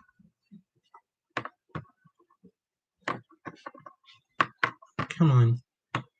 Thank you. Ooh, she has to defeat the Abomination monster. Ooh. Scary. No, I'm kidding. No. Whoever just left, bye. Okay. So this one says, the botanist was so close to making his swamp man, but the only test subject left was himself. The experiment clearly failed. If defeated, draw 2 relics instead of 1. Okay, come on, give me 9 or higher, because that's what I need. 2 and a 6. Okay, I'm going to use her Hand of Faith to reroll that 2. Because there's no way I'm rerolling that damn 6. So I'm going to reroll the 2. Hopefully it's a 3 or higher. And it's a fucking 1. That with her. Okay. So now it is the Jazz Singer's turn.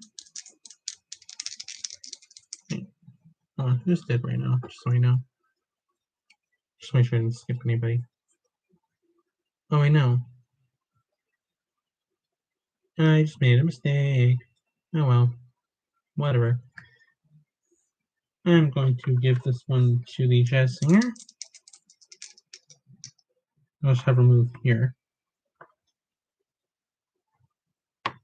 Well, at least we know that one's a monster. So, yeah, we'll just do that. I just made a big goof. Okay, so let's put this back here. Let's put that back over. Okay, so let's just pretend the House's turn never even happened because I just made a huge mistake. Okay, let's do this. Let's do the jazz singer's turn next. Right? No, okay. So she gets a 3 and a 2, which is 5. So 1, 2, 3, 4, 5. And oh my god, look, it's a clue. I took it out.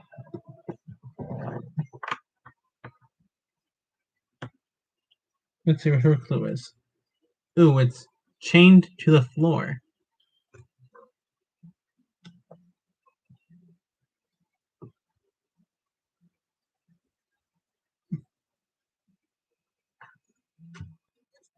Okay, so it says iron chains hold you to the floor. When this was in the beginning of the last episode of the first season, so if you guys ever want to watch the show, just search "Escape the Night" on YouTube, and you'll be able to, see this whole thing go down later. So it says iron chains hold you to the floor. Can you maneuver the nearby rods to free yourself before you get mad? If solved, you may steal a voting token from another player this round. But I'm just going to ignore that roll. So let's just get a 9 or higher and hopefully do this. Here, I'm going to put this back in the pile. Let's see. 5 and 1. So I'm going to use our Hand of Faith to reroll that 1. There's no way I'm rerolling that 5. So it's a 6. Awesome. So now she gets another relic card, which is the Hand of Faith again. Damn it. Okay. Let's see. Now it is the Mobster's turn.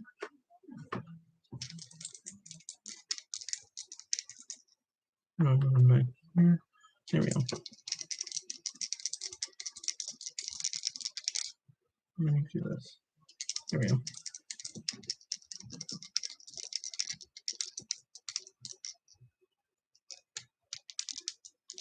Let's see, what is that? 5 and 5, which is 10. So I'm just going to move them across since we already know that one's a monster. I'll flip it over. Domination 9. Okay. Let's see how we do on this try/go around. Ooh, 6 and 6. Awesome. So put that over there. Put this back in the box. And give him a relic card. Ooh. Haste potion. Move an additional 2 spaces. Ooh, that's always good to have. I'm gonna save that for later. Let's see. Last up is the Renegade.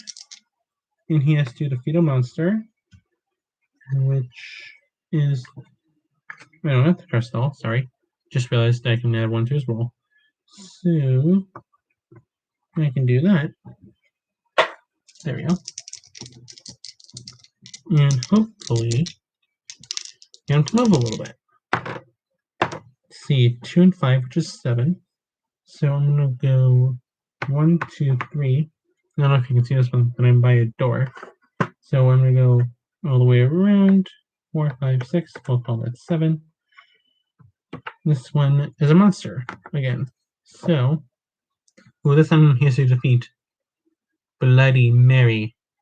Ooh, look at that. That looks so creepy. Just kidding. This one says, the public hid her and chased her to the house where she hanged herself. Now she lives in a mirror waiting for revenge. Okay. This strength is an 8. An 8. So now I have to get an 8 or higher to defeat the Bloody Mary. So I get a 3 and a 5, which is 8. Awesome. Fresh try, bitch. Woo! Oh, shut up, you.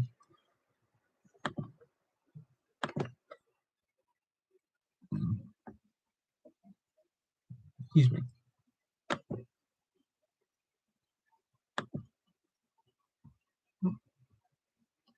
Get rid of all that. Okay.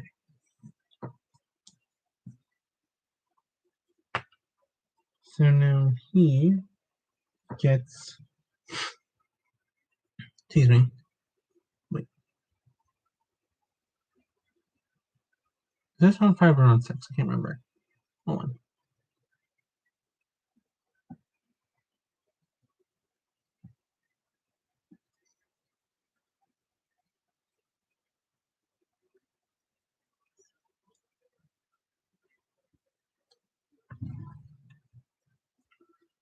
Trying to think. Is this round 5 or round 6? I can't remember. Someone remind me in the chat so I can know. Or so I can actually remember this time. Also, I still have not recovered my first artifact, which is weird. I'll just say this is round 5.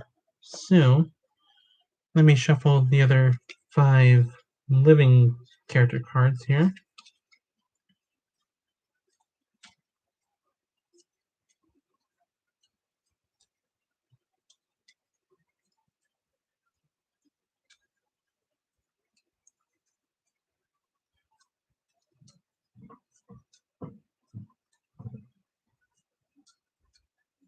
Okay, let's move the graveyard pile out of the way.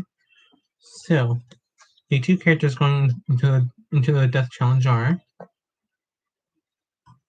the Jazz Singer for the second time, and the Renegade.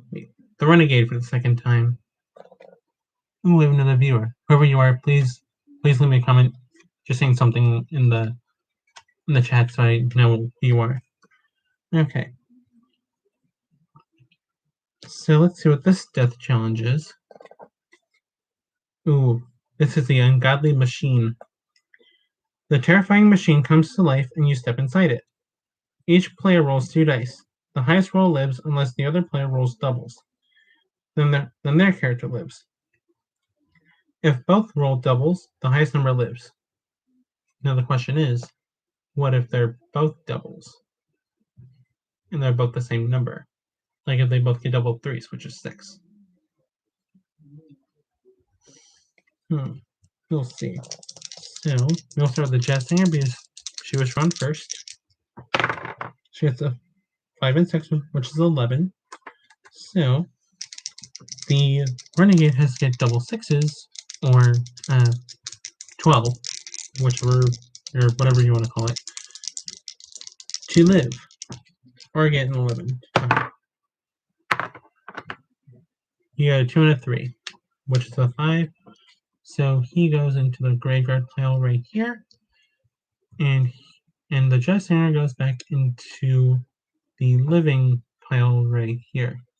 So left we have the Jazz Singer, the Mobster, I almost said Fixer, I don't know why, the Professor, and the Fixer. Right? Yeah, the Fixer. Okay.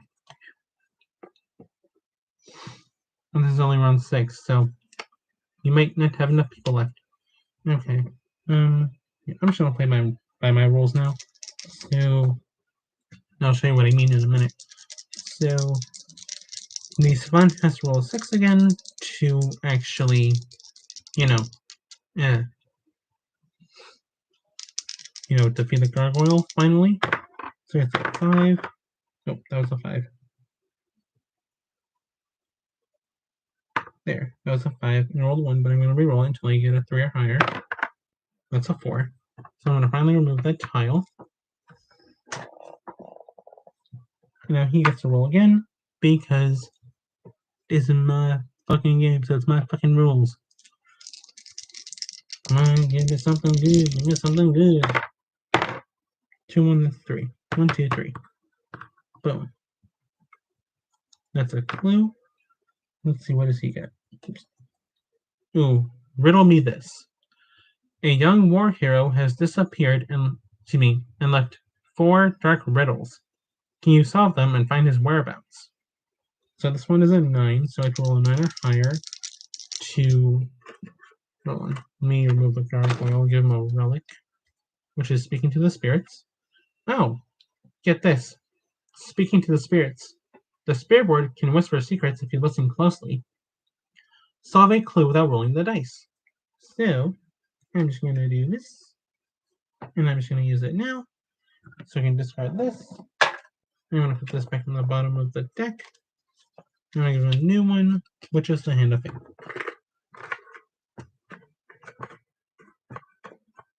Okay, one. Oh, that was there. Okay. Okay, so now his turn is done. So now it is time for the fixer to do her turn.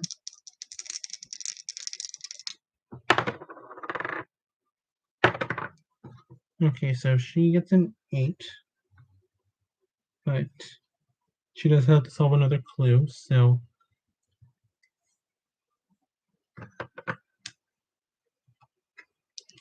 So I'm going to keep that until she rolls a 9. That's 3 and 3, so we're just going to keep rolling this 3 until I get a 6. And there it is. Boom. Speaking to the spirits, solve a clue without rolling the dice. Boom. Okay. Okay, let's remove that. And let's just do the movement of 8. Actually, no. Let's just reroll the dice. Excuse me.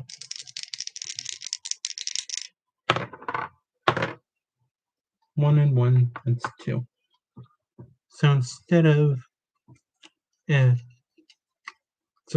using her voting token, I'm just going to place her into the death challenge, which means we only have 3 eligible players for the death challenge.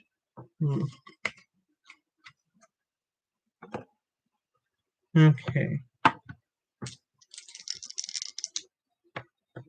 Okay. Sorry, just checking something. So now it is. Wait. Is the Heiress one? Yeah, the Heiress was supposed to die. Never mind. And the Hustler is gone. So time for the Jessinger to roll. Let's see, what is her clue? Ooh, find the heart of the forest, which is just a big circle that looks like it has an 8 cut out of it. Let's see. It says tie a string to the statue, then walk in a circle to help or to build a perimeter wherein the heart, wherein, that's one word, like where, as in like where you going, wherein the heart of the forest lies. Can you find it? So this one is an 8, so I have to roll an 8 or higher to defeat it, or solve it. 5 and 5, that's 10. Awesome. So, I'm going to give her another relic. Oh, this is a good one, and this is the rarest one of them all. Rebirth. This one means bring a character back from the dead under the original player's control. Character starts in the center of the ritual circle. If that space is occupied, place them on any adjacent tile. So I'm going to put this here. Let me see who I have dead right now. Okay, so right now in the graveyard pile, I have the Renegade, the Journalist, the Hustler. Yeah, the Hustler. Okay. The Big Game Hunter, the Gambler, and the Heiress. Which one do you think I should save? Leave me a comment leave me a comment in the chat saying which one you think I should save. You don't have to say why, just tell me what you think.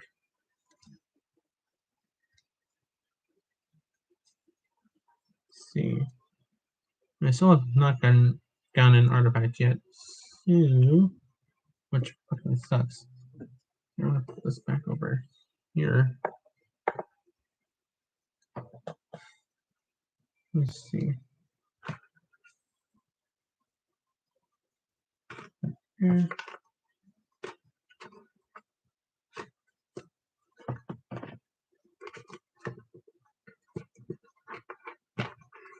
Sorry, just fixing something. Okay.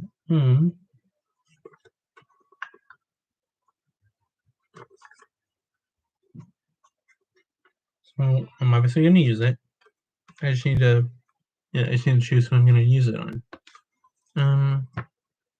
Let me see. I'm just trying to figure out,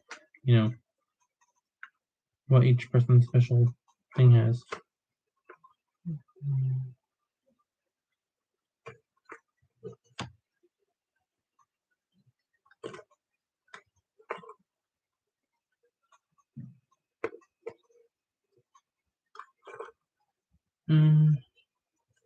For this rebirth, I am going to rebirth the. Let me think.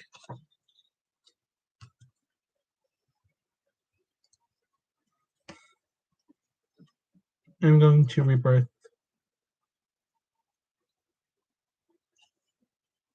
Trying to think of what I should do here. I think I'm going to rebirth the Heiress because she is the closest to an artifact, meaning I can finally claim one. So I'm going to put her back in the pile. Wait, hold on. Okay, never mind, I was thinking of something else. Wait, the big game hunter is plus 1, 2, and so is the hustler. The journalist still would have to defeat a monster, so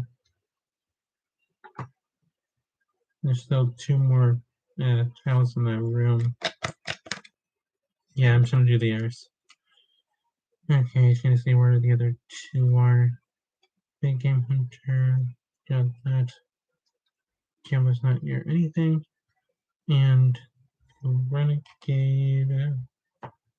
Oh, you are. You only have 1 clue or tile in the room gone. So, excuse me. Yeah, I'm just gonna do the Heiress. Okay. So,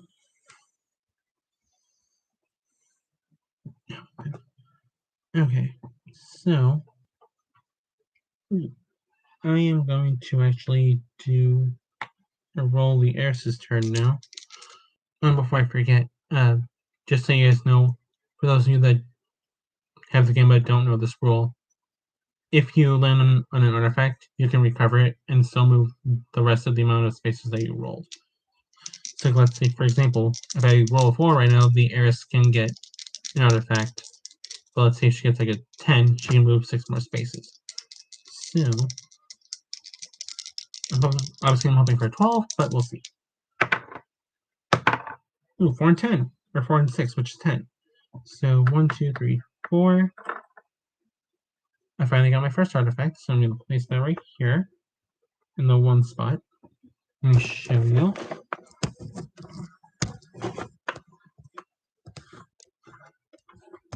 I'm trying to make sure you can see it. There. Hopefully you should be able to see that. Okay. And for those 2 of you who are still sticking around, thank you very much.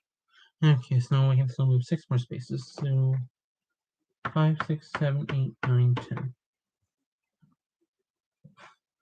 Just so I can move closer to more clues. Okay. So now I'm going to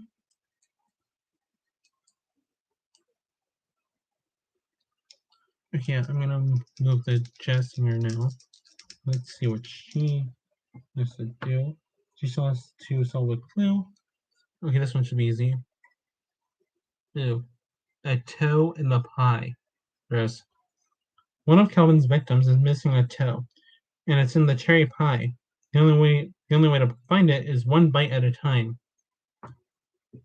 Yum. I don't like that.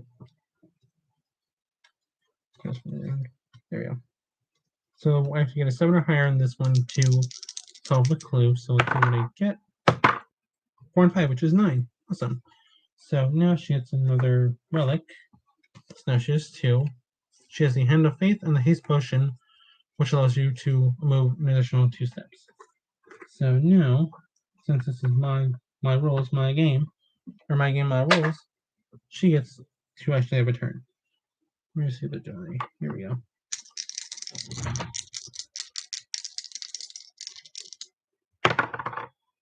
Let's see, she gets a 6 and a 3, which is 9. So I must forget. I have to, let me move 9. 1, 2, 3, 4, 5, 6, 7. You claim that artifact. This is number 2. 8, 9. You know. Yeah, 8, 9. Here we go. I'm just gonna move her there.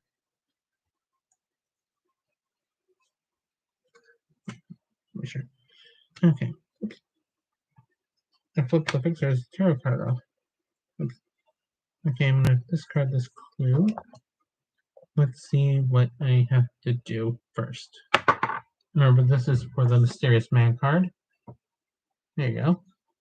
So for the first one, I got a 3, which is I have to add 1 tile from the side of the board to an uncleared room. Okay.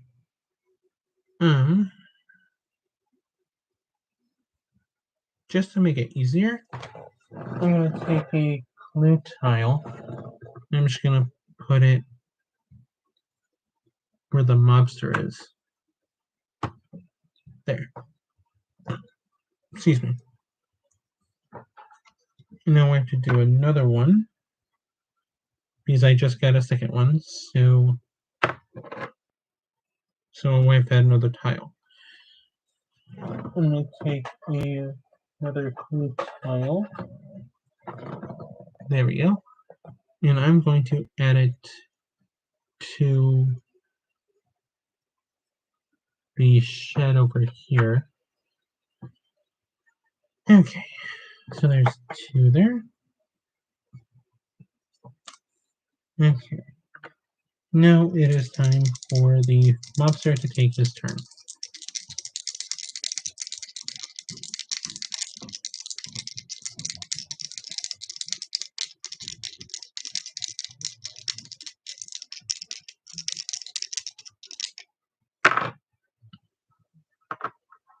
So you have a 3 and a 3, which is 6. So we'll just say that's 6 for now. That's a clue. So, burn before reading. Confidential files are locked inside. Excuse me. Can you decipher the code by the use of fire? If solved, you may steal a voting token from another player this round. So this one's an 8, so I have to get an 8 or higher to solve the clue. So let me go and roll the dice. 2 and 6, which is 8. Awesome. So I'm going to discard this clue card. Oops. And give him a relic, which is another Hand of Faith. So now he has 2. That's all he has. So back in there. Now I'm going to have him go again. So I get a 4 at least. And he gets a 3. Just so he can be close to it. There we go. Time for the professor to do his roll. And then this round will be over. And we will go into the 6th death challenge. So the professor gets a 6. Oh, wait, no, I forgot he has to solve a clue first. Let's see, where's the other die? Here we go. Oops. Okay. Excuse me. This one is the severed hand. This one says, beneath the severed hand is a series of knobs that require a codex to solve. Can you find the matching symbols to decipher it? If solved, you may steal a voting token from another player this round. Okay. Not gonna do that. That's what you say. Okay. See, I need an 8 or higher. See, 3 and 1. So that did not work. But I'm just gonna keep going until I get a 5 or 6. This one. There we go. Perfect. And a faith, which would have been nice. Okay. So now we are going to go into the 6th death challenge.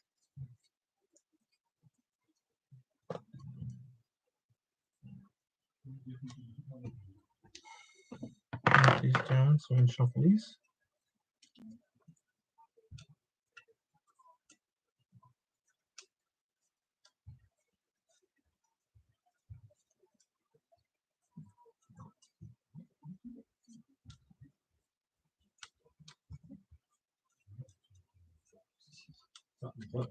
Okay. The 2 characters going into the death challenge are the Mobster for the first time. Move this over so I can have room for the 3rd card. And the third person going, or technically the second person going into the death challenge with the Mobster and the Fixer, because she rolled double once, which are snake eyes, is the Professor for the 3rd time. Which means that the Jessinger and the Heiress are safe for this round. So let's see what the death challenge is. Okay. So this one is Jae-young Shi. If I said that, excuse me, if I butchered that at all, please someone let me know what that is in the chat so I can know how to properly say it. So this one says, you've released a vengeful spirit, and one must be sacrificed or the entire group is doomed. So this one is a both players roll the dice, highest roll lives card, or death challenge, but I'm just going to say lowest roll dies. We'll just do that. Just so we can only be one person. So the Fixer will go first. She gets a 6, which is a 5 and a 1. So let's see what the Mobster gets. Oh, 6 and 1, which is 7. So move this over here. So the Mobster is safe for now. So it is between the Fixer and the Professor. If the Professor gets a 7 or higher, the Fixer dies. If he gets lower than a 6, then he will die. If he gets 6, then they will do a tiebreaker.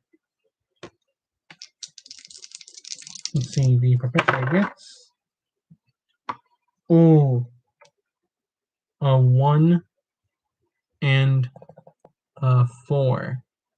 Wow. Which means the Fixer lives and the Professor dies. And he goes into the graveyard right over here. My water bottle just fell over. I'm sorry, I did not see that. I'll put that over there. So now we have, hold on. Let's see. We have 1, 2, 3, 4, 5, 6. Wait, okay. Okay. Yeah, we have 6 people dead on a 1. There's a 6th person, the gambler. Gorgeous scene, I'm so sorry. Okay. Let's move the round tracker to the 7th round. And let's have Joey go again. Let's see, what does he get? He gets an 8. 1, 2, 3, 4. We'll call that 8. Because it was the last tile in this room. Oops. And this is a clue tile. Let's see, what does he get? Ooh, the 2nd floor secret. It says, you are looking for a way onto the balcony, but a cabinet blocks you. Can you find a way through it? If this clue is not solved, this character is sent to the center of the ritual circle in the foyer. If that space is occupied, send them to any adjacent space to it. So I need a 7 or higher to solve this clue. Let's see. 4 and 6, which is 10. Awesome. So, I'm going to discard this tile and draw a relic for Joey. Ooh, the other Rebirth card, which I'm going to use. And I am going to Rebirth the Gambler this time. So, now it is the Fixer's turn to go. Let me do this. There we go. Just trying to fix these cards here. Just trying to make sure you guys can see everything. There we go. I know it looks like a bit of a mess right now. I'm sorry. Oh, and just in case you haven't seen this yet, here's the Savant's card, or Joey Graceffa's card. And I'll leave that right.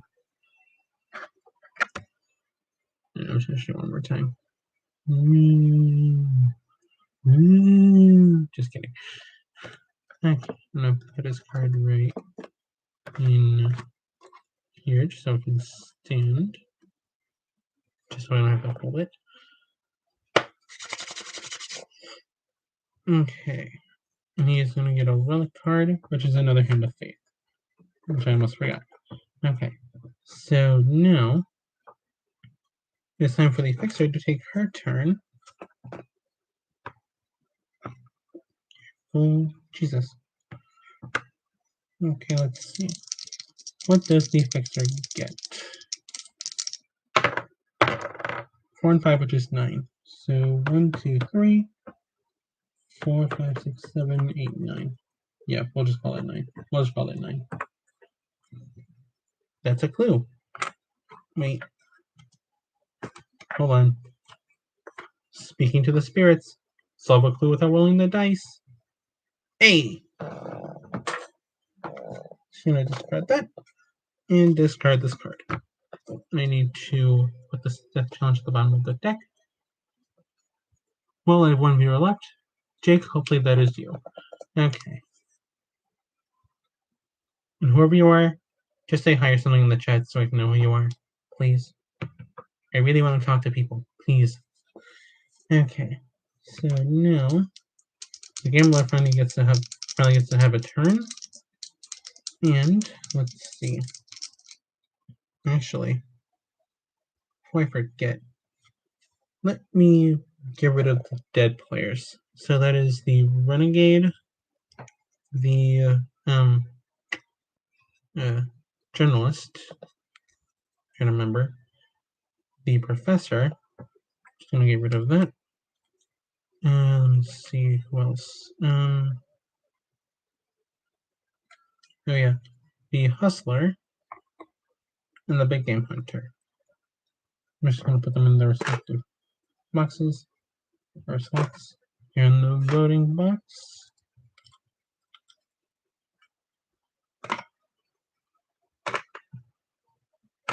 There we go.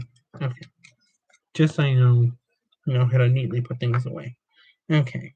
So let's have the gambler roll. She had a 7. Was it here or wait? I'll make sure I put it in the right place. Okay. So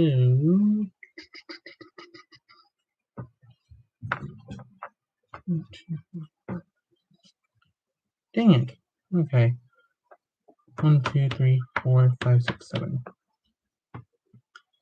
Just so she is, near a card. Okay, the Heiress isn't dead, right? Right, okay. So now the Heiress gets to move. Finally. Not finally, again. She gets a 6. 1, 2, 3, 4. We'll call that 6. And this is a clue tile. No. Let's see. Does she have anything that can help her? Wait, why is the... I'm confused. Why is this here? Okay, so she is a Hand of Faith, which can hopefully help her with this. Let's see. Oh, it's a 9, and it's only a hand grenade. It says, a grenade is placed in your hand. You have to run like hell and throw it in the rotunda. Don't drop it.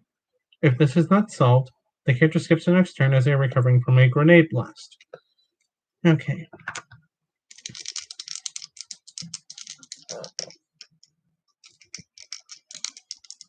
Okay, so she needs a 9 or higher to solve this clue. Solve this clue. There we go. Okay, I'm gonna do that again.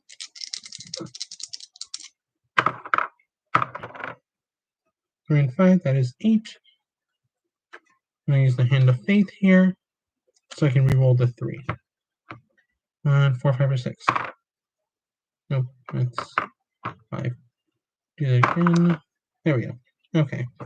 So now she gets a new relic card, which is the Haste Potion, which can move, which can make her move in an additional 2 spaces. So I'm gonna discard this. Discard the tile. There we go, so you can see it. Okay. So now it is the jazz singer's turn, I believe. So let me grab the dice. I'm sorry if you hear so much clanking, just because I had to roll the dice so many times. So it's a 5 and a 3 for the journalist. The jazz singer, which is 8. So let me think, what do I want to do?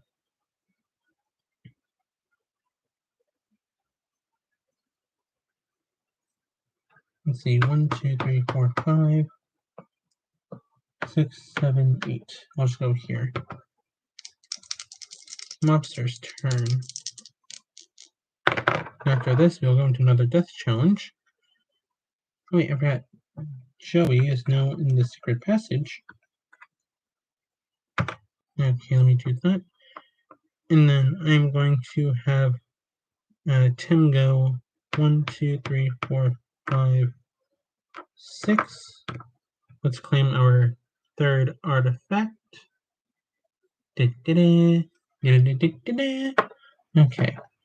And let's have him move 6 more spaces. So 7, 8, 9, 10, 11.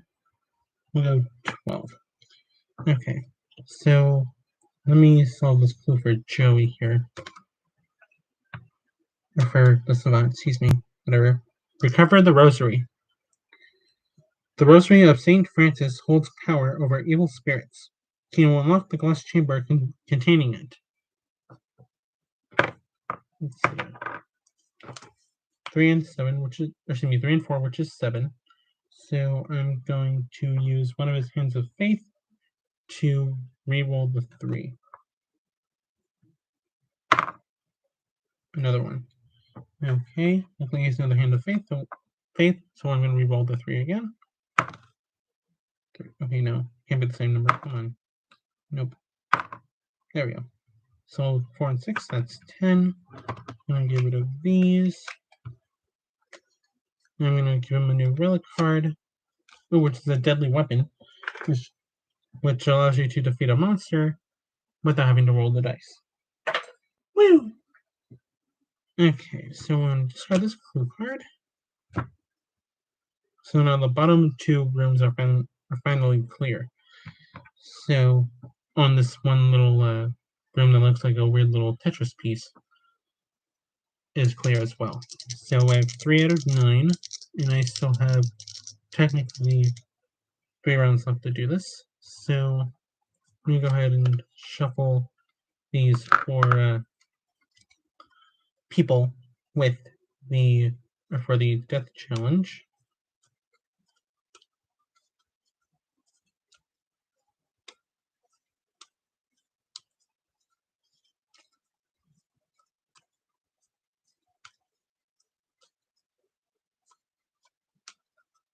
Okay. The 2 people going into the death challenge are the Mobster for the 3rd time and the Fixer for the 3rd time. Okay, which means that the jazz singer and the gambler are safe for this round. Wait, where is the? Wait, is that? Oh my god, it is. Why is there a card in there? Yeah, that was not fair. Hold on. No, it was fair. I just forgot her card was in there. Yeah, we'll just say she's safe for this round. Okay, what is the 7th death challenge? Duel to the death. Very simple. Grab your pistols, take 10 steps, turn and fire. Both players roll the dice, the highest roll lives. Why can't I talk? Okay. So the Mobster will roll first because he was drawn first.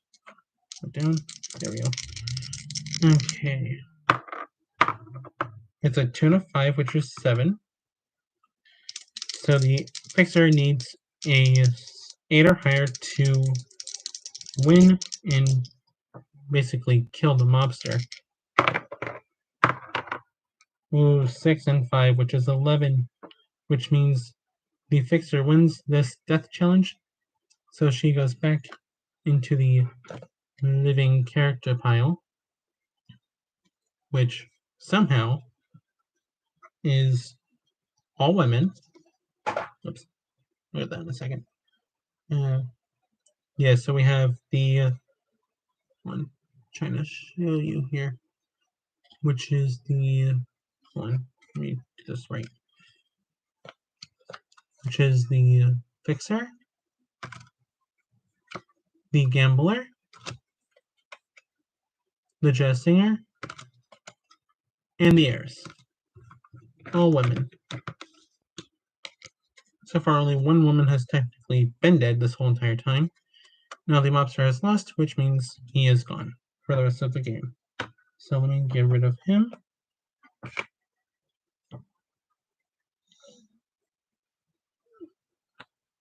I'm not going to get rid of the relics though. I'm just going to put them off to the side as uses later, or as uses for later.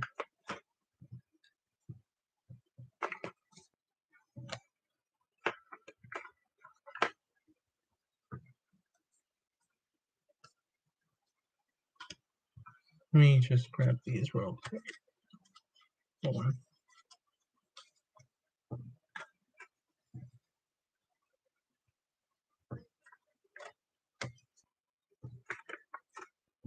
Yeah, I'm going to swap them out.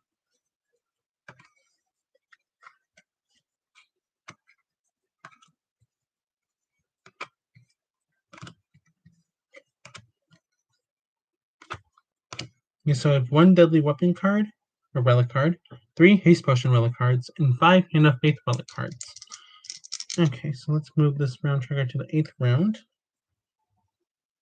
It looks like I won't be needing Colin today, so... Sorry, Colin. Let's move on to the 8th round. Let's see. Okay, Joey's gonna go first. 4 and 2. 1, 2, 3, 4. That is a monster tile. I'm gonna put that in front. Ooh, his monster is the Hounds, which is a strength of 7. This one says, they were such friendly pups once. Now they go lion hunting. Weird. Okay. So he needs a 7 or higher. Oh, wait. Wait a minute. Hold on. Are you ready? What's this? Deadly weapon card? Defeat a monster without rolling the dice? Woo! Okay, I'm going to discard of this. And I'm going to move this tile. Oops, dropped it. One.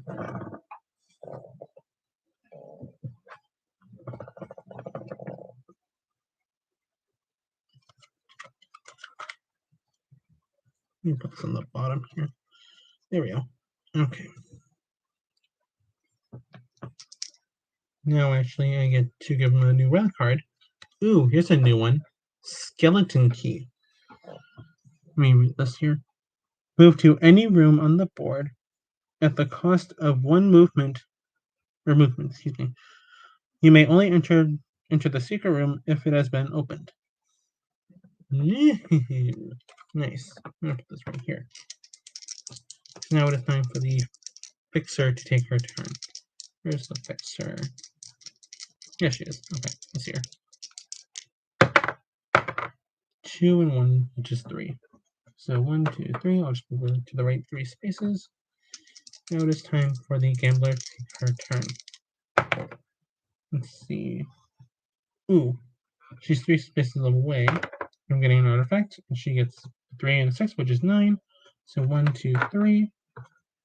Claim the 4th artifact of Zenite.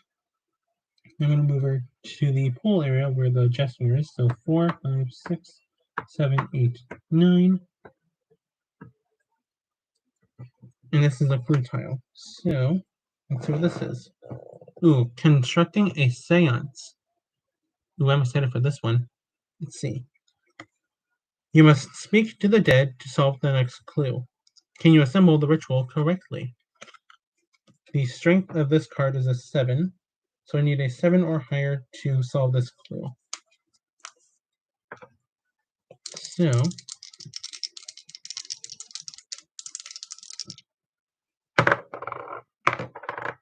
boom, 6 and 4, which is 10, which means I get to discard this clue card, and I get to discard this clue tile. And I get to reveal a new relic, which is the Hand of Fate. Okay, whatever. Okay, it's time for the Heiress to take her turn. Let's see, hopefully she can get into the next room. 3 and 6, which is 9. So 1, 2, 3, 4, 5, 6, 7, 7, 8, call that 9. Okay. Monster. Dang it. Okay. Hounds, which is 7.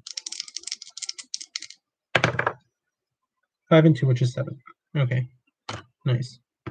So I'm gonna get rid of this, but she can't get a relic because it was a 7 or lower. So time for the Jazz Singer to work her magic. Hopefully. So she needs at least 7 to get to the last tile in that room. Wait, I must forget I need to roll 1 die for the mysterious man. 4. Exhaust an unexhausted character and skip their action this round. Oh, can't even see me. But I ain't gonna do that because it's my game, bitch. Woo. Okay, so let's roll the dice. She gets a 10. 1, 2, 3, 4, 5, 6, 7. Here we go. This is another monster. Ooh, bearded woman. That's 7. And it says, she seems friendly, but if you don't have a ticket, she'll beat you bloody. Excuse me. She'll beat you bloody. Had her in a British accent, but that was horrible. That's super fucking horrible. Okay. Well, I've already been going for 2 hours, 33 minutes, and 6 seconds. Okay. So 7 is what I need. I got a 12. Nice. So I'm going to discard that. Discard the tile. And get a new relic card, which is a skeleton key. Okay. So yeah, the monster just died. Never mind. I just remembered. So who's actually dead still? Let's see.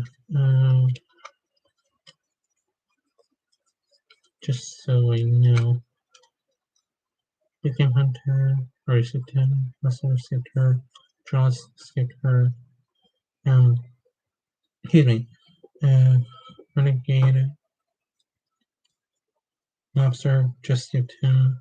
Professor skipped him. Renegade skipped him. Okay. So that means that this is the end of the round. So now I'm going to shuffle these 4 cards and see which 2, technically women, are going to go into the death challenge.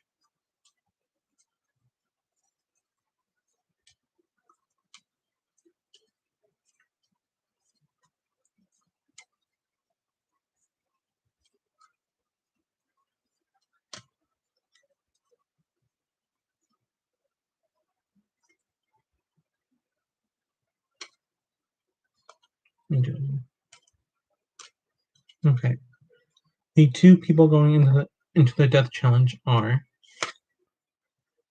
the Gambler for the 2nd time, hopefully she wins this time, and the Fixer for the 4th time, or 3rd.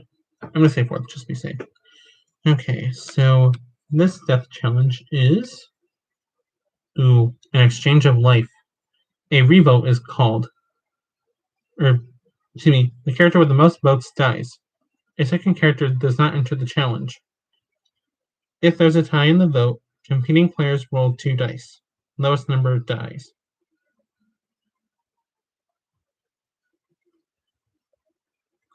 Okay. So, on the caption says, the dead demand a life, and the group must determine who will be buried alive. Okay, I'm going to put that there. I'm going to put, hold on. I'm trying to figure out how this works for the single player rules. Let me think.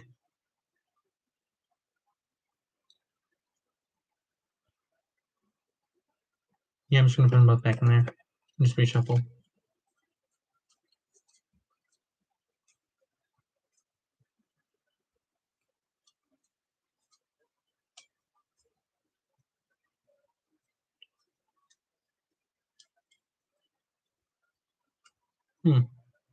Also, I just realized that the Gambler and the Jessica cards have the same color, kind of. That's weird.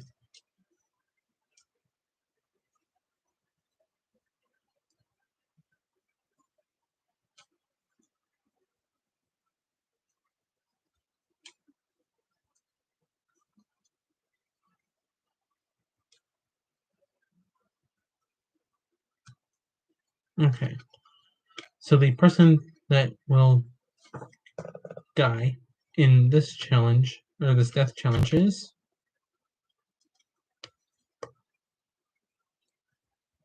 the Heiress. She's dead again. So sadly, I have to remove her from the room, or from the game, excuse me, because she is now dead. By the way, that plank was me putting her pawn in her slot in the voting box over here. So now the only people left we have are the Savant, obviously, the Fixer, don't know if you can see that, see the Jazz Singer, and the Gambler. So those are the only 4 we have left, but Joey can go in, so it's only just 3. So it's only just the 3 girls. Okay. So let's do Joey first, obviously. Let's try to get him into the room and have him solve a clue or defeat a monster. 3 and 4, which is 7. So 1, 2, 3, 4, 5, 6, 7. At least we'll be close to 1. Now, and apparently the 3 that are still left are all in the same room. So it is the Fixer's turn, and she has a 6. So 1, 2, 3, 4, 5, 6. Then the number 5 slot. And now I have to now I have to roll a die to to determine what the mysterious man wants me to do. I had a 5. So find the ungodly monster and place it on the active character on the active character. On their next turn, you must attempt to defeat the monster as normal. Okay, let me find that. Okay. Oh, here we go. And in case if you guys are wondering what it looks like, hold on. That is what she looks like. And this is what she actually looks like in the show too. So, yeah, pretty terrifying. So this will go in the slot of the Fixer. Okay. Put the rest down. Time for the Gambler to do some gambling. She had 5. So 1, 2, 3, 4, 5. I don't know. Okay. Let me move this around 9 because I almost forgot. Let's see. Ooh, 8. Okay. So 1, 2, 3, 4. I'll just go for this one. This is a clue.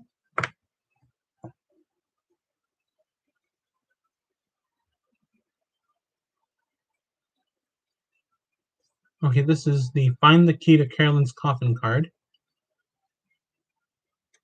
A music box continuously plays a tune. Can you replicate it on the piano and release a hidden key? If solved, you may swap this character with any other a player controls. So that's not gonna happen. These are too close to each other. So yeah, let's try again 8 or higher. Okay, so I got a 4 and a 2, which sucks. I have a Hand of Faith, which I can use. Actually, there's no 1. And then I have 5 more. I have 5 more I can use. So I'm going to use my first one here on top. I'm going to put it on the bottom. I'm going to put the Exchange of Life card on the bottom.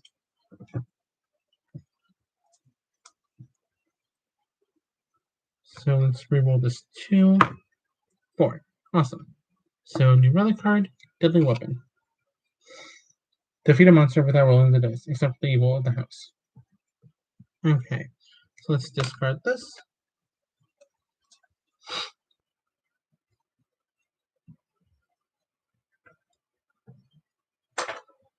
Okay, so, excuse me, now that the round is over, it's time for the last and final death challenge of the game. So,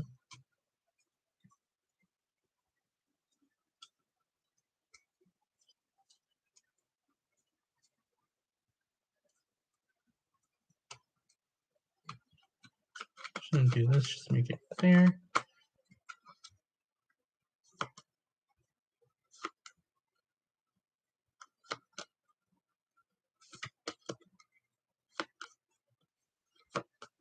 Okay. The 2 people going into the death challenge are the Fixer and the Jazz Singer, which means the Gambler is safe for this round, and she'll have a chance to escape with Joey / the Savant. Okay. Let's see, the final death challenge is, did someone call for an Exorcist? So, oh my gosh. This one says, an evil spirit has possessed a young woman, but exorcising it comes with a price. Both players roll the dice. Winner picks which of the 2 characters in the death challenge dies. So basically, whoever wins is not going to die. Okay.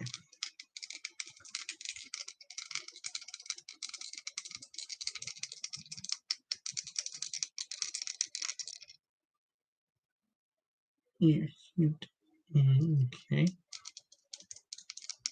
See, the picture will go first because she was drawn first. She got a 3 and a 4, which is a 7.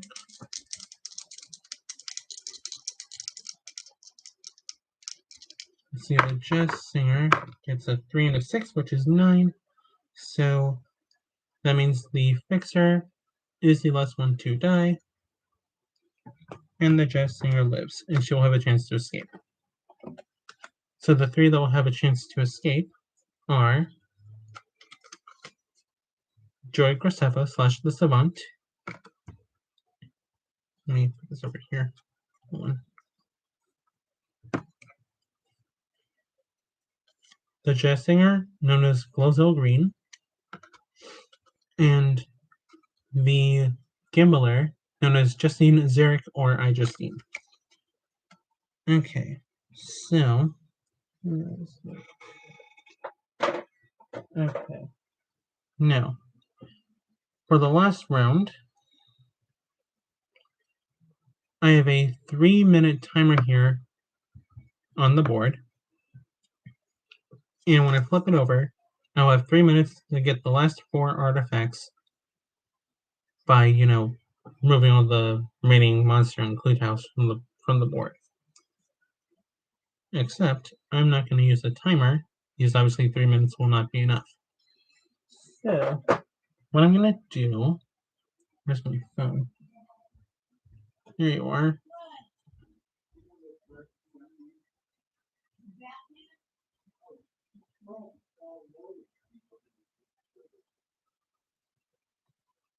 One.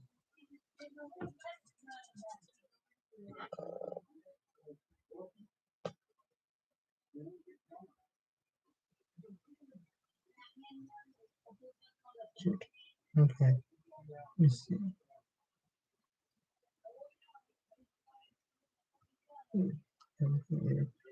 Okay, so what I'm going to do is I'm going to set a timer. I'm thinking maybe 10 minutes? Actually, no. Let's do 15 minutes just to be safe. So what I'm going to do is I have a timer set for 15 minutes. I know it probably looks reversed, but I don't care. Also, my computer and phone always do things in reverse, which is weird. So what I'm going to do is I'm going to get rid of the Death Challenge cards, because those are no more. Finally. I'm going to remove the tarot cards of the people that have died throughout the game. So the people that are dead are the Big Game Hunter. There we go.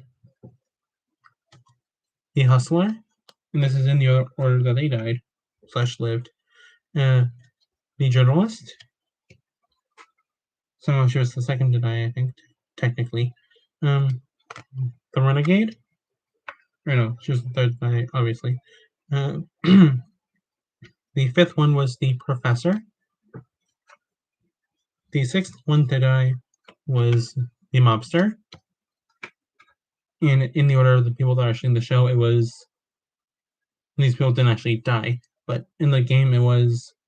Or in this game it was Ollie White, Lele Pons, Eva Gutowski, Shane Dawson,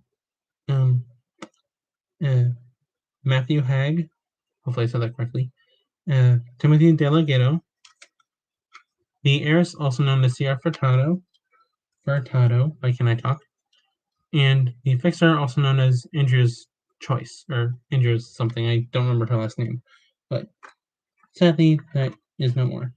And since she is no more, the Ungodly Monster is no more. Good. So, I'm going to move these out of the way so I can have more space to put these here. I'm going to put my phone right here on the table, or on the board, excuse me. And as soon as I start the clock, I will have 15 minutes to remove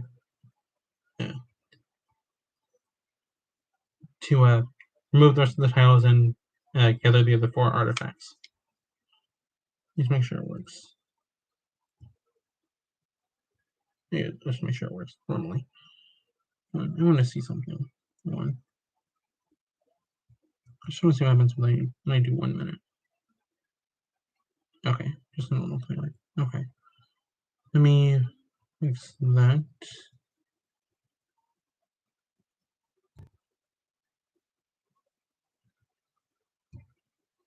Change to 15. Okay. Yeah, so when I start the clock, I will have 15 minutes to remove the rest of the tiles and get the other 4 artifacts. Okay. 3, 2, 1, let's go. Okay, so Joey's first, obviously. Let me remove the Fixer. She just died. Okay. 5, or 7. I'm just moving 1 over. This is a monster tile. Oh, Colin, great. Wait, I can't even use them anymore, so bye. I already described as pawn, so let's do 8, which is the Possessed Woman. 4, and a faith. Just gonna put that right here. Let's see. Shall we roll that? 5 and 5, which is 10. Awesome. Okay, so. Okay, let's do the gambler next. 9. 1, 2, 3, 4. I'll just go here. Oops. This is a clue tile. I'm gonna get rid of these. Okay. Her number is an 8, and this is the Emerging Flesh and Plant card.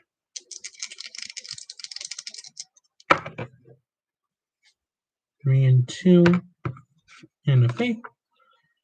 Gonna reroll the 2. 6. Awesome. Discard that. Let me draw 2 new relic cards. Speaking to the Spirits, and Haste Potion. Okay, move that over. There we go. Let's see, Joey's turn again.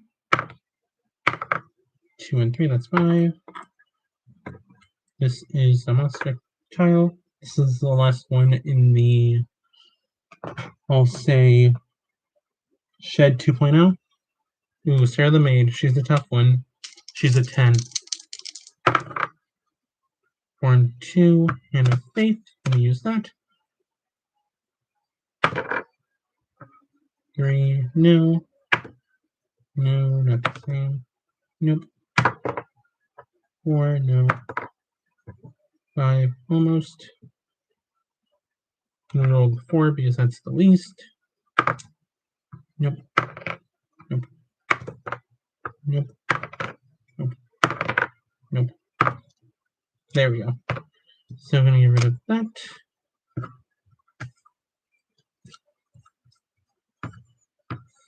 Okay.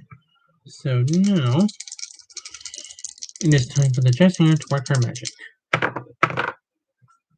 Get rid of this. There. Okay, so she gets a 6. So 1, 2, 3, 4, 5. We'll just call it 6. And this is the last clue tile in that room. Okay, so this is the Gargoyle's Eyes card, and this is an 8. So I have to roll an 8 or higher to make the tile go away. We already did. And this is an 8. Okay. Relic. And a faith. Whatever. Okay.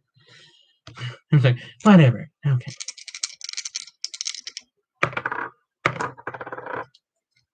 Six for the gambler. So 1. Move that. Put that in the number 6 slot. Okay. And that's just 1, so I can go 5 more. Let's go 1, 2, 3, 4, 5.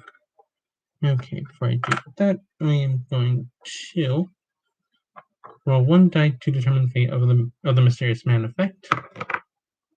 6. Doesn't count because we're not doing death challenges anymore. Because it says shuffle. Let me pause it. Okay, I have 11 minutes left. Let me just pause this to read this. It says shuffle all living character cards and flip over the top 2. They enter a death challenge. The vote and death challenge still occur as normal at the end of the round. But since we're not doing death challenges anymore, this doesn't count. Okay. I'm going to resume right now. Okay. That doesn't matter. Okay, so the gambler got a clue card, which is the mannequin in the trunk, which is a 7. 4 and 5, awesome. 9, relic, haste potion. Okay, I'm gonna have her use it now. Do this. Do another clue tile. And get rid of these. I'm starting to think 15 minutes wasn't enough time. Okay. Let me do another one. Invisible stones, which is 8. 2 and 2. No. 2 and 2 again. No. I just played 2 hands of fate, by the way, in case if you're wondering. 5 and 5. There we go. You roll a card, and I have 10 or less than 10 minutes to go. Other Hand of Faith. Okay.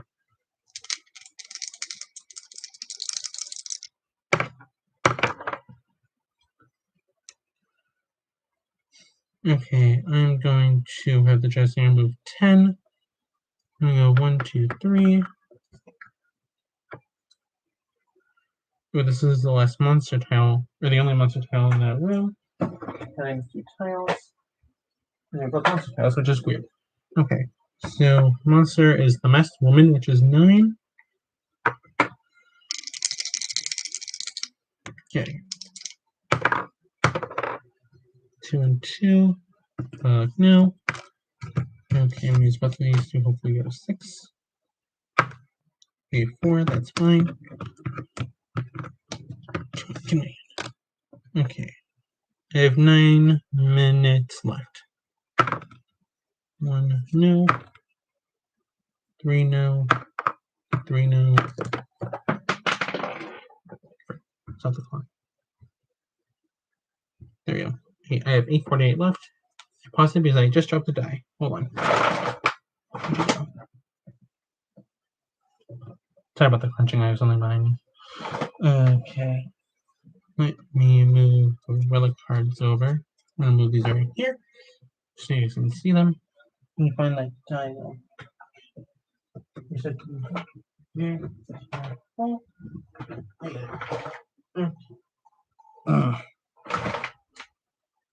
going to resume. 8. Nope. 4 now. There we go. 4, 6 is 10. Relic card. And a Faith. Okay, whatever. Don't care. Okay, I'm gonna use the haste potion to move 2, or to move those out, or Jessinger 2. There in the discard pile. I'm gonna roll another die to remove the effect, or do the effect. Exhaust an exhausted character and skip action this round. Screw it, I'm just gonna do. I'm just gonna do Lozelle, or the Jessinger. I have 8 minutes left. Okay, Joey's turn. I need at least a 4 to get to the next artifact. Oh, I have a 9. So 1, 2, 3, 4. Move this out. Okay. This here. 5, 6, 7, 8, 9. Okay. So now I want to roll another die to. Oh, I have 7.5 minutes left, which means half my time is up. I'm gonna roll another die. 1 relic card. I'm gonna do the haste potion because I already have a lot. Okay, so. And that was the all players discard a relic because I rolled a 1. And that's also if I roll a 2. So, Justine, you're up. 7. 1, 2, 3, 4. Stupid wakeboard. Move. That's a monster. And our monster is. Ooh, the evil of the house. Okay, so I have to roll 2 6s. Got 1. Nope. That was weird. Okay. Come on, give me a fucking 6. Come on, give me a motherfucking 6.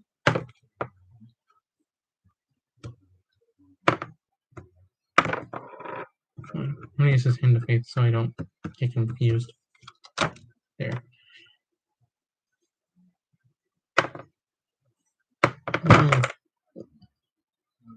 There's a 6. Okay.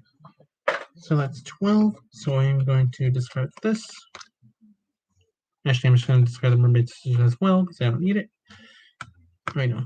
I just realized I'll need this for 1 more. Let me flip over the Mysterious Man card. I have less than 6 minutes now. Okay. No. He's like, no, I don't want to do this. Okay. I have 1 more artifact left to claim. And I have 5 minutes and 40 seconds to actually do it. Okay, so 6 and 9. I skipped Jessinger, so this is for Joey again. So 1, 2, 3, 4, 5, 6, 7, 8, 9. Gonna move it to the passage over here. Okay. Gambler's turn again. Or, excuse me, the Jessinger's turn now. Okay, she got 4. So 1, 2, 3, 4. No tiles this round. We're just go around. Where's your little die? Come here. We have less than 5 minutes now.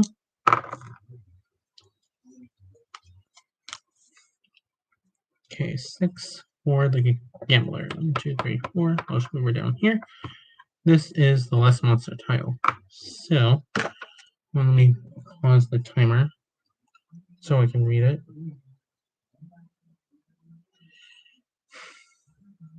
Okay, so I'm going to draw a monster.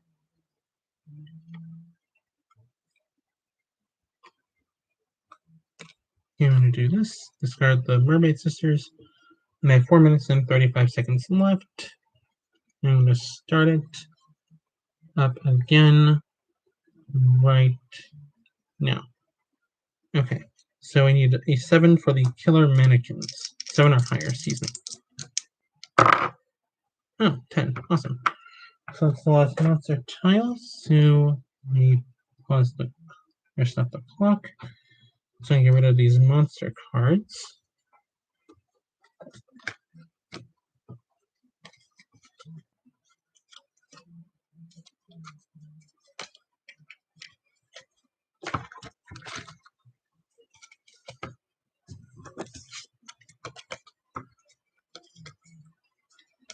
Get rid of these.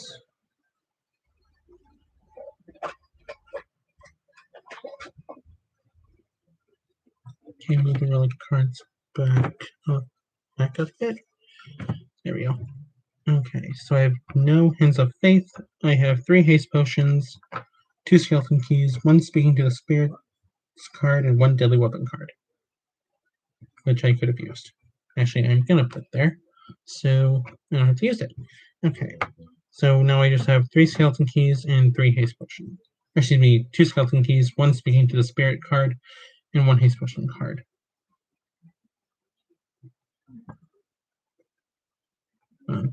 Pause for a minute. Let's see what this is about. Ooh, Tasty has. Whoops. Here we go.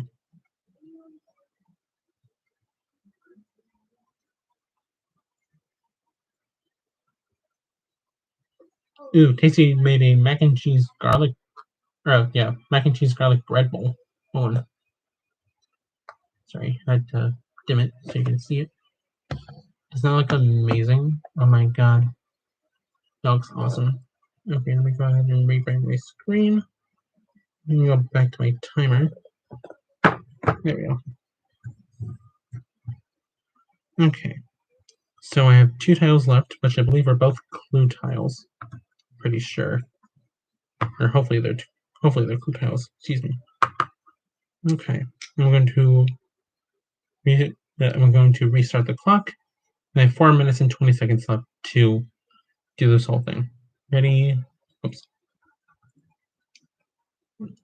Okay, I'm going to start it right now.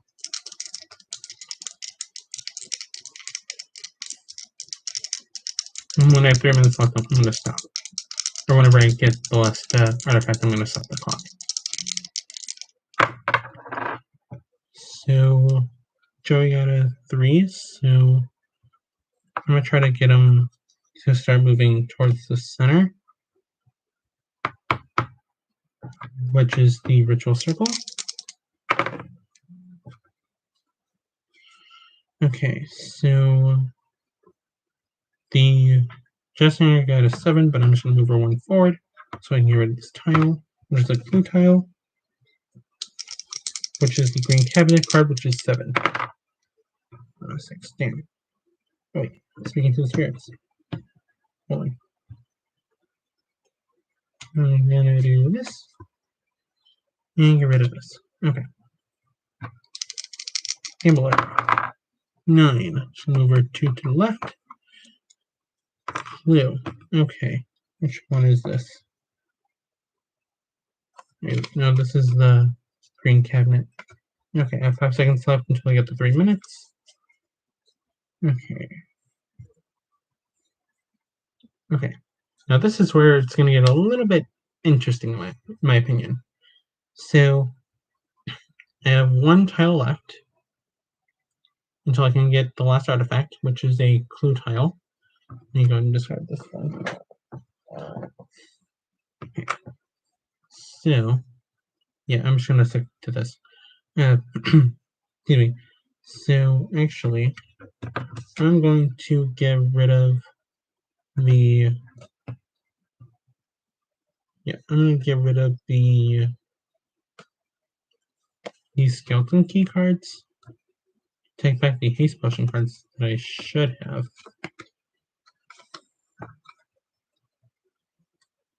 Oh, duh, already have them. Okay. Speaking to a spirit. Got it. Right. Okay, I'm gonna get rid of these skeleton cards. No, that was the last one. Oh, no. No, I won't. I should keep these. Okay. Okay. So once I restart the clock, I will have 3 minutes to finish the game.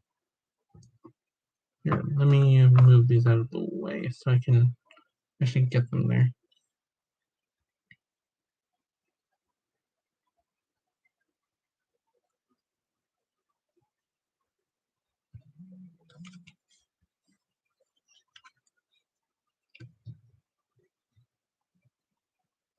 Okay. Sorry, my back's just killing. Okay. So the last card I have to solve is the green cabinet card, which has a strength of 7. I'm gonna start the clock now. I have 3 minutes to do this. Gambler, give me 7. Yes, got a 9. Okay, relic, dynamite, which I don't need. Okay, so for Joey, I'm gonna use the 3 haste potion cards on this. Okay, so each of them gives me an additional 2 spaces. So I have 3, so 2 times 3 is 6. So even if I get a 2, I can move 8 spaces. Oh, and I get a 4, which is 10. So 4 plus 6 is 10. So 1, 2, 3, 4, 5, 6, 7, 8, 9, 10. I'll zoom in the middle.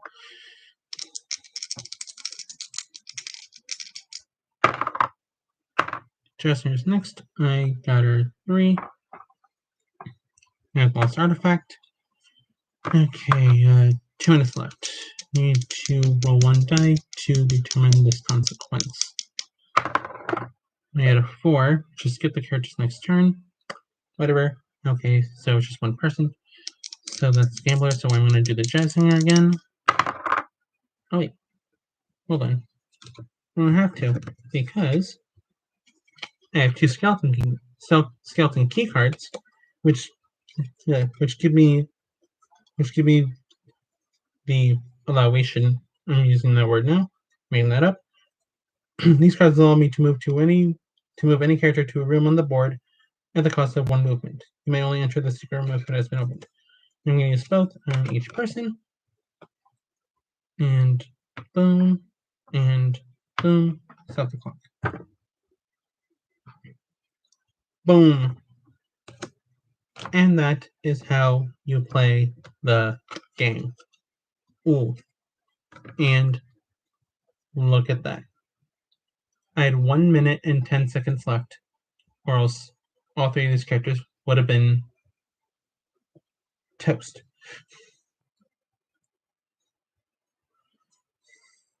Here, let me get rid of these cards.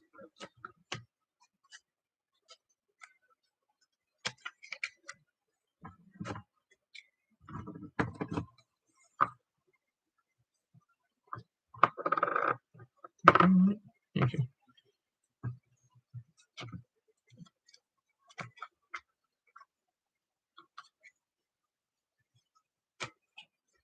Yeah, basically use half of the relic card deck. And I think I used the pretty much more than half of the clue card deck, so let me go ahead and put these away.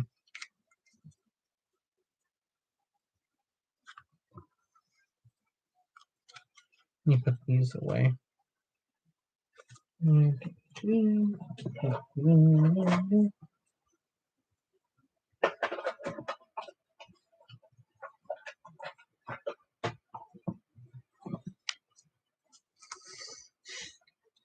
And ladies and gentlemen, that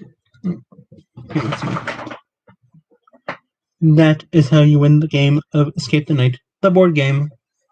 Woo! Yeah, so essentially this is what it should look like, you know, when you have players that are in the ritual circle. And just to recap, there are only 3 players left in the game, and all 3 of them escaped. Woo! And those 3 characters were the jazz singer, the gambler, and of course, the savant or droid Graceffa. Woo!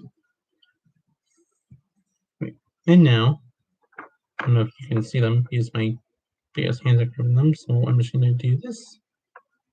So now they get to escape out of the house of evil. And then drive away. I'm just kidding. Let me go and put these away. Nice. Whew. Actually, let me go and put these away too, if I forget.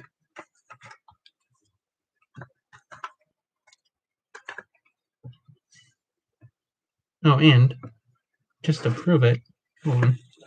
Just prove that I gathered all 9 artifacts.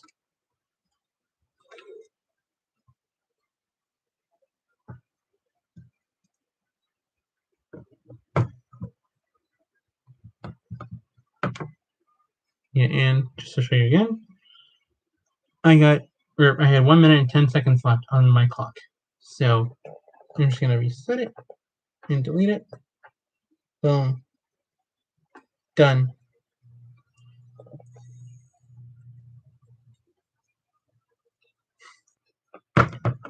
Yeah, just to show you, I got 1, 2, 3. I'm gonna put them on the ritual circle. 4,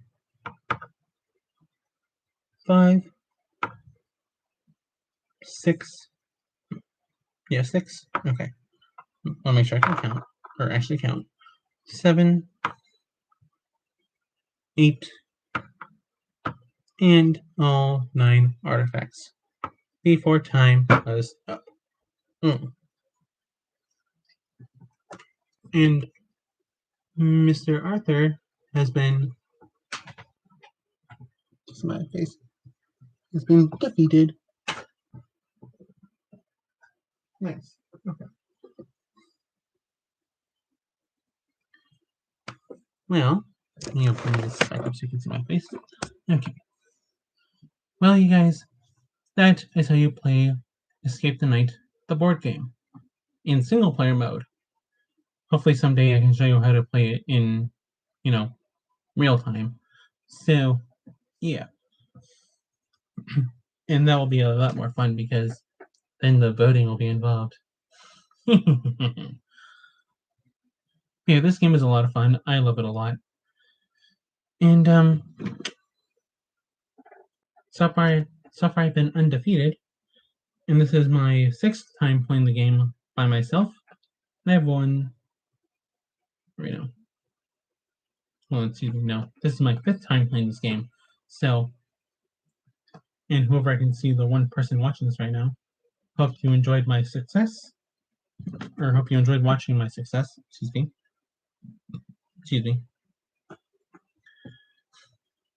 Yeah. Anyway, I hope you guys had a fun time on my very first live stream ever. Yay! I'm just kidding. And hopefully you guys weren't too bored by me doing this. If you guys want me to live stream again or want to give me some ideas on what you think I should do in my next video, leave me a comment down below and I will do my best to make it happen. You guys truly are amazing. I love you all so much. And I'll see you next time. And don't forget, if no one thinks you're worth anything, fuck them because they're worth everything. Peace.